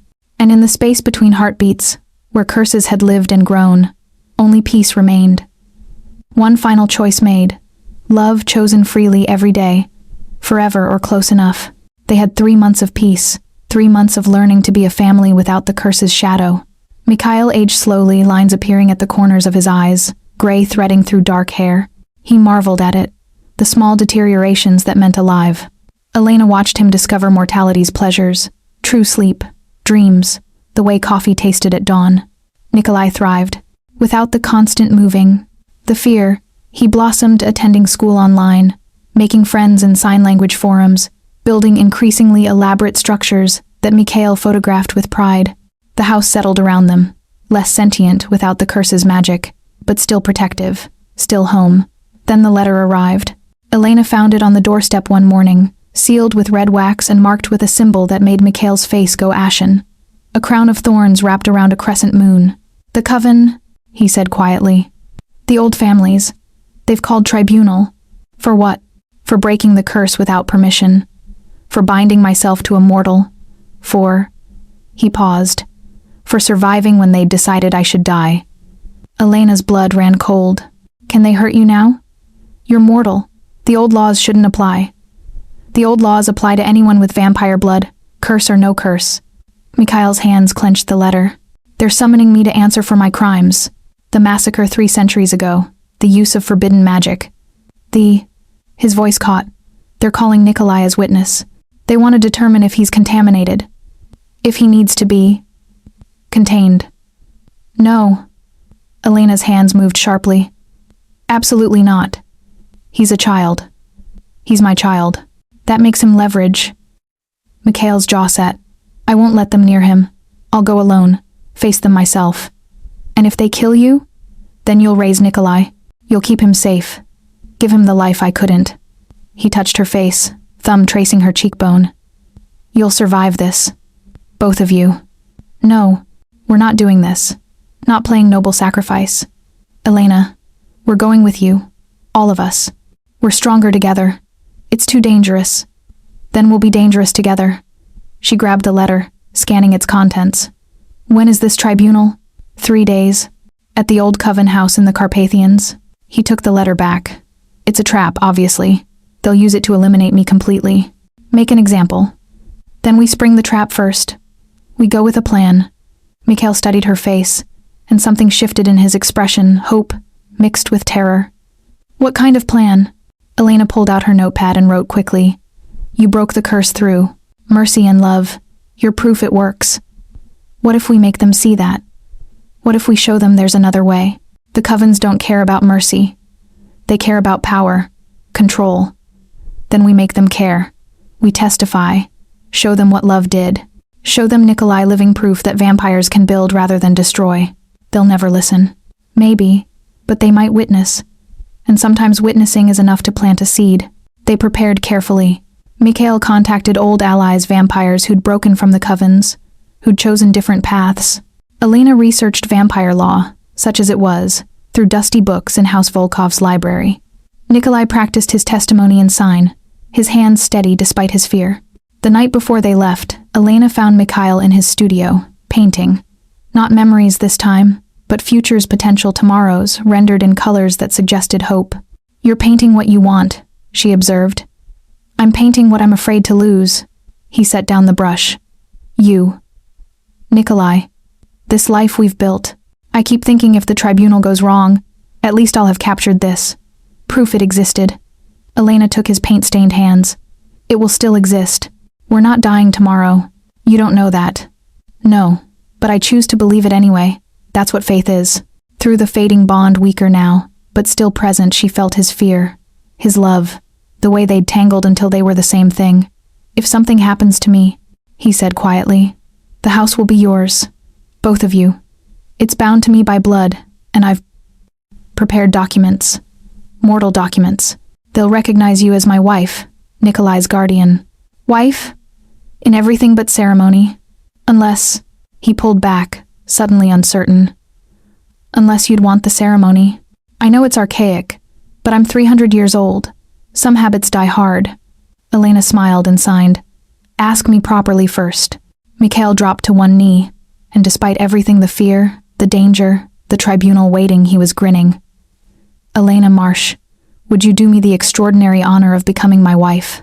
Of choosing this impossible life, this found family, this man who was a monster but is learning to be human?" "Yes," she signed. "Every day, yes." He kissed her then, and through the bond she felt his joy bright and fierce and desperately hopeful. They married that night, in the conservatory where light had first touched him. No priest, no witnesses except Nikolai and the house itself. They spoke vows in sign and word, promising to choose each other through whatever came next. Mikhail produced a ring, simple silver, inscribed with symbols she didn't recognize. "It was my mother's," he explained. 300 years old, the only thing I kept from my mortal life. Elena slipped it on, feeling the weight of history and future combined. "Forever," she signed. "Or close enough," he agreed. They traveled by night, old habit, even though Mikhail could walk in sunlight now. The Coven House rose from Carpathian mountains like a wound in the landscape. Black stone, Gothic spires, windows that reflected nothing. "I was turned here," Mikhail said quietly as they approached. 347 years ago. A punishment for crimes I'd committed as a mortal murder. Theft. Sins I can barely remember now. They thought making me vampire would satisfy justice. Did it? It satisfied their cruelty. Justice had nothing to do with it. The doors opened before they reached them, handled by servants with dead eyes, the blood-bound. Elena realized, mortals enslaved by vampire magic, their wills stolen. Mikhail's hand tightened on hers. Through the bond, she felt his rage at the practice, his disgust. He'd never taken someone's will, never forced obedience. It wasn't mercy, it was respect for the agency he'd lost when he was turned. They were led to a great hall lit by candles and torches. Stone walls stretched toward vaulted ceilings painted with scenes from vampire history. Conquests, feedings, mortals bent in submission. 20 vampires sat in judgment, the Coven elders, faces ranging from young to ancient, all wearing the same expression of cold assessment. At the center sat the High Adjudicator, a woman who looked barely 20, but whose eyes held millennia. She regarded Mikhail the way scientists regarded insects. "Mikhail Volkov," she said, voice echoing. "You were summoned to answer for your crimes. You brought mortals into sacred space. Explain." "They're my family," Mikhail said simply. "My wife and son, they have a right to witness what happens to me." Murmurs rippled through the assembly. The adjudicator's expression didn't change. "You broke the curse we placed on you. 300 years of punishment, ended without permission. How? I learned mercy, chose love over vengeance. The curse broke because I became what it was trying to teach me. Impossible. The curse was designed to be permanent. A reminder of what happens when our kind forgets their place." "Then you designed it poorly," Mikhail said. And Elena felt his fear through the bond, but also his conviction. "Because I broke it, with help from a mortal woman who saw past the monster to the man underneath." The adjudicator's gaze shifted to Elena. "You, the mortal, you bound yourself to a cursed vampire. Why?" Elena pulled out her notepad and wrote, "Because he asked for help. Because his son needed someone who understood him. Because love matters more than fear." "Love." The word dripped with contempt. "You speak of love as if it's a virtue among our kind. We are predators. Love is weakness." "Then you're weaker than you think," Elena wrote. Because fear isolates, love builds, and building lasts longer than destruction. Silence fell. Several elders leaned forward, studying her with new intensity. The adjudicator stood, descending the dais. She circled Elena and Mikhail like a shark scenting blood. You broke the curse through love. You claim this makes you worthy of redemption. Prove it. How? Mikhail asked. Take your son's memories. Use the old magic. Erase yourself from his mind. Let him be free of vampire taint. If your love is true, you'll sacrifice his knowledge of you to give him a normal life. Nikolai, who'd been silent in his seat, stood abruptly. His hands moved fast, emphatic. No, you can't make him choose that. I won't forget. I refuse. The adjudicator smiled cold, cruel. The child has no say. This is a test of the father's love. True love requires sacrifice. Prove yours is true. Elena felt Mikhail's anguish through the bond, the impossible choice being forced on him. Erase himself from Nikolai's life, or be declared unworthy and face execution. Don't, she thought toward him. Don't let them force this. If I refuse, they'll kill me, and then Nikolai loses me anyway. At least this way. This way he loses you twice. Once to death, once to forgotten memory. That's worse. Mikhail looked at his son, the boy he'd protected for 7 years, raised alone, loved fiercely, the boy who'd taught him how to build instead of destroy. No, he said quietly. The adjudicator's eyes narrowed. You refuse the test? I refuse the premise. Love isn't measured by what we're willing to erase. It's measured by what we're willing to fight to keep. Mikhail pulled Nikolai close. This is my son. He knows what I am, what I was, and loves me anyway. That's not a curse to break. It's a gift to honor. Then you failed. The tribunal finds you. Wait. Elena's voice, her actual voice, rough from disuse but audible, cut through the hall. Everyone froze. Even Mikhail stared at her in shock. She'd spoken. For the first time in 20 years, she'd found her voice. You want proof love matters? Elena's voice cracked, unsteady, but growing stronger. Look at what it's already done. Mikhail broke a curse you designed to be eternal. Not through violence, not through power. Through choosing mercy and accepting love. If that's not proof your system is flawed, what is? The adjudicator recovered first. A miracle of speech doesn't change vampire law. Then change the law. Elena stood, facing the assembled elders. You're immortal. You have centuries to build new traditions. Why cling to ones that only create more monsters? Because we are monsters. That's our nature. Nature can evolve. Mikhail is living proof. She gestured at him. He's mortal now, aging, dying eventually. But he's more alive than any of you, because he chose connection over isolation. Silence stretched. Several elders exchanged glances, some dismissive, others thoughtful. Finally, one spoke. A man with silver hair and scars crossing his face. The mortal speaks truth. We've been stagnant for millennia. Perhaps this is an opportunity to witness something new. You suggest we let them go? The adjudicator demanded. I suggest we watch. If the broken curse holds, if Volkov lives and ages and dies as mortal, then we'll know it's possible, real.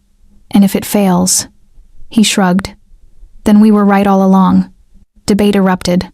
Elena watched vampires who'd lived centuries argue over whether love could actually matter, whether mercy was strength or weakness, whether one broken curse changed anything at all. The adjudicator raised her hand, silence falling instantly. We will vote. Those who believe Volkov should die for his defiance? 8 hands rose. Those who believe he should be watched, studied, allowed to live out his mortal years? 12 hands. The adjudicator's jaw tightened. The tribunal finds. Mikhail Volkov will be permitted to live, but under observation. If his mortality proves false, if the curse reasserts, he will face immediate execution. If he harms mortals, breaks the old laws, or threatens the covenant, same result. Her gaze cut to Elena and Nikolai, and his family will be held accountable as well. Understood, Mikhail said. Go, leave sacred ground, and pray your gamble on love was worth the cost. They were escorted out, past the blood-bound servants, into mountain air that tasted of snow and freedom. Once beyond the gates, Nikolai signed. You spoke, Elena, you spoke.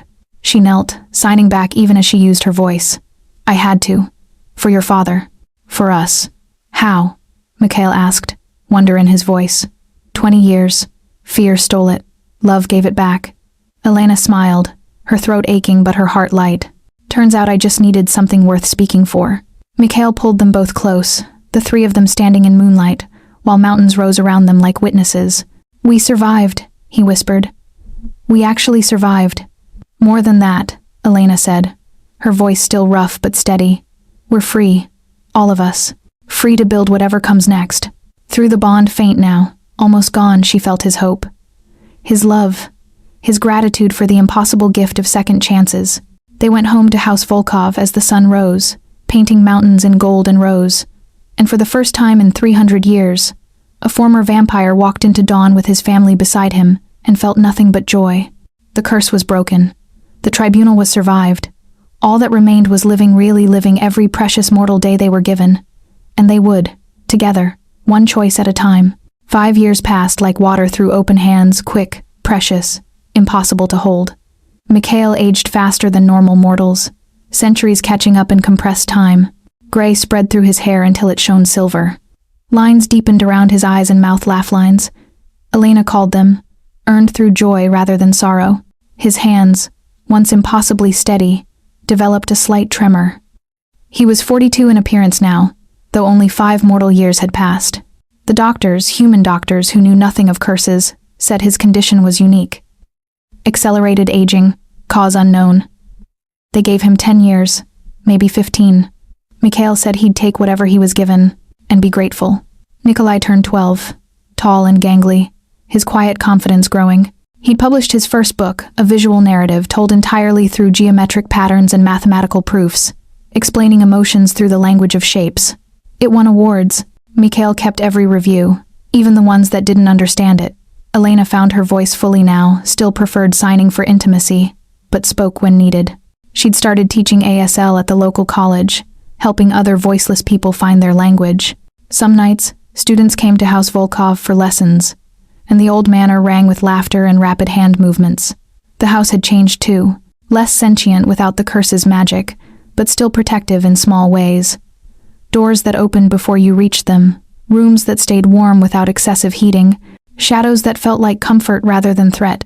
They were happy, truly, impossibly happy, until the night Mikhail collapsed.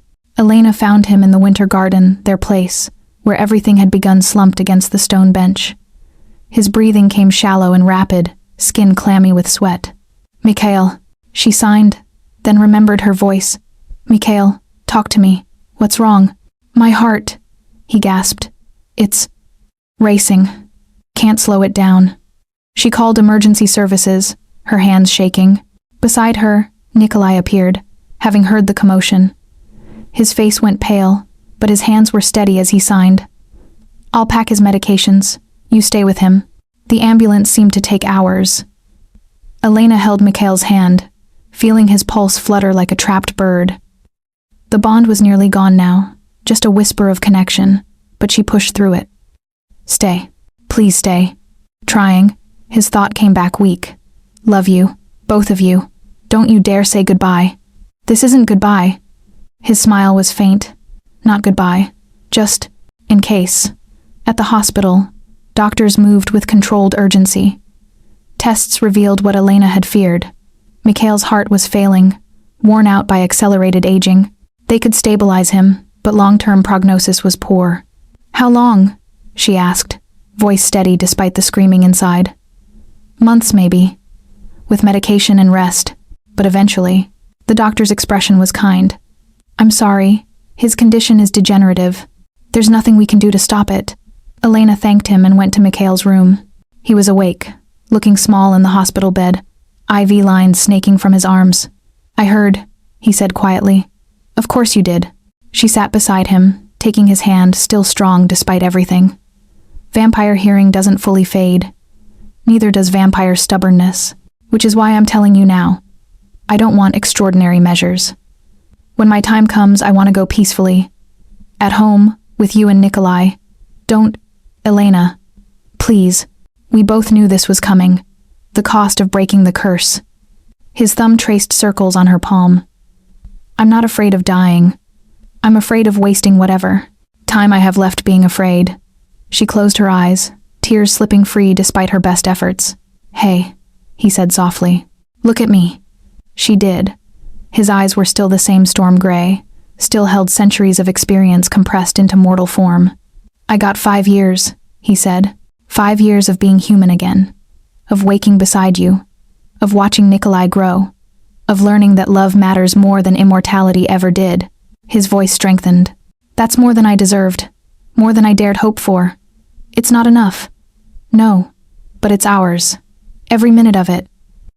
He pulled her closer, kissing her forehead. And I'll take our brief eternity over lonely immortality any day. Nikolai appeared in the doorway, his face carefully composed. He signed, I'm not ready to lose you. I know, Mikhail signed back. I'm not ready to be lost. But ready or not, this is how mortality works. We get our time, then we let go. What if I don't want to let go? Then you hold on to what matters. Memory, love, the things I taught you. I'll be gone, but my influence remains.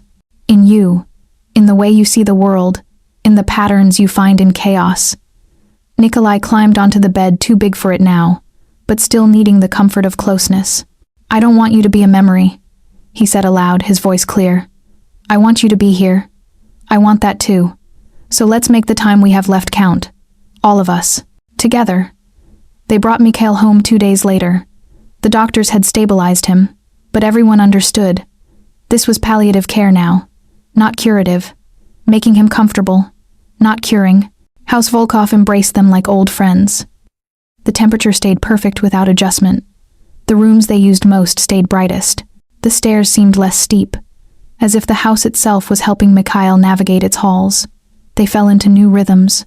Mornings in the garden, Mikhail watching sunrise with the wonder of someone who'd been denied it for centuries.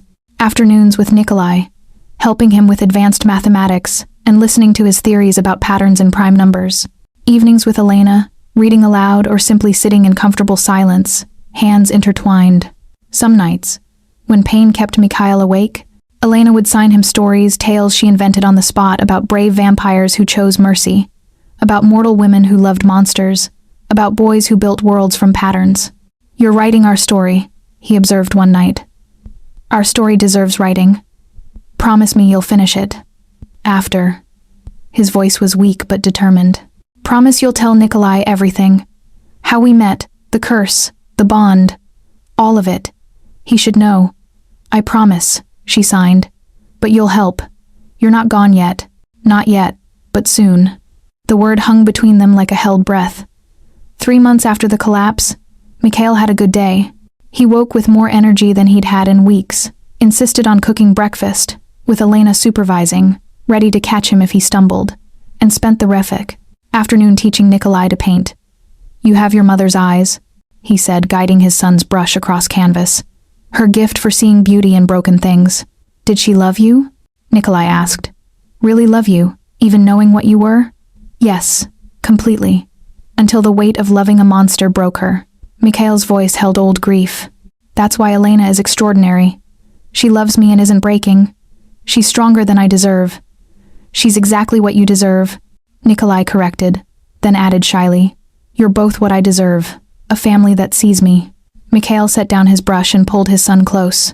You're the best thing I ever made.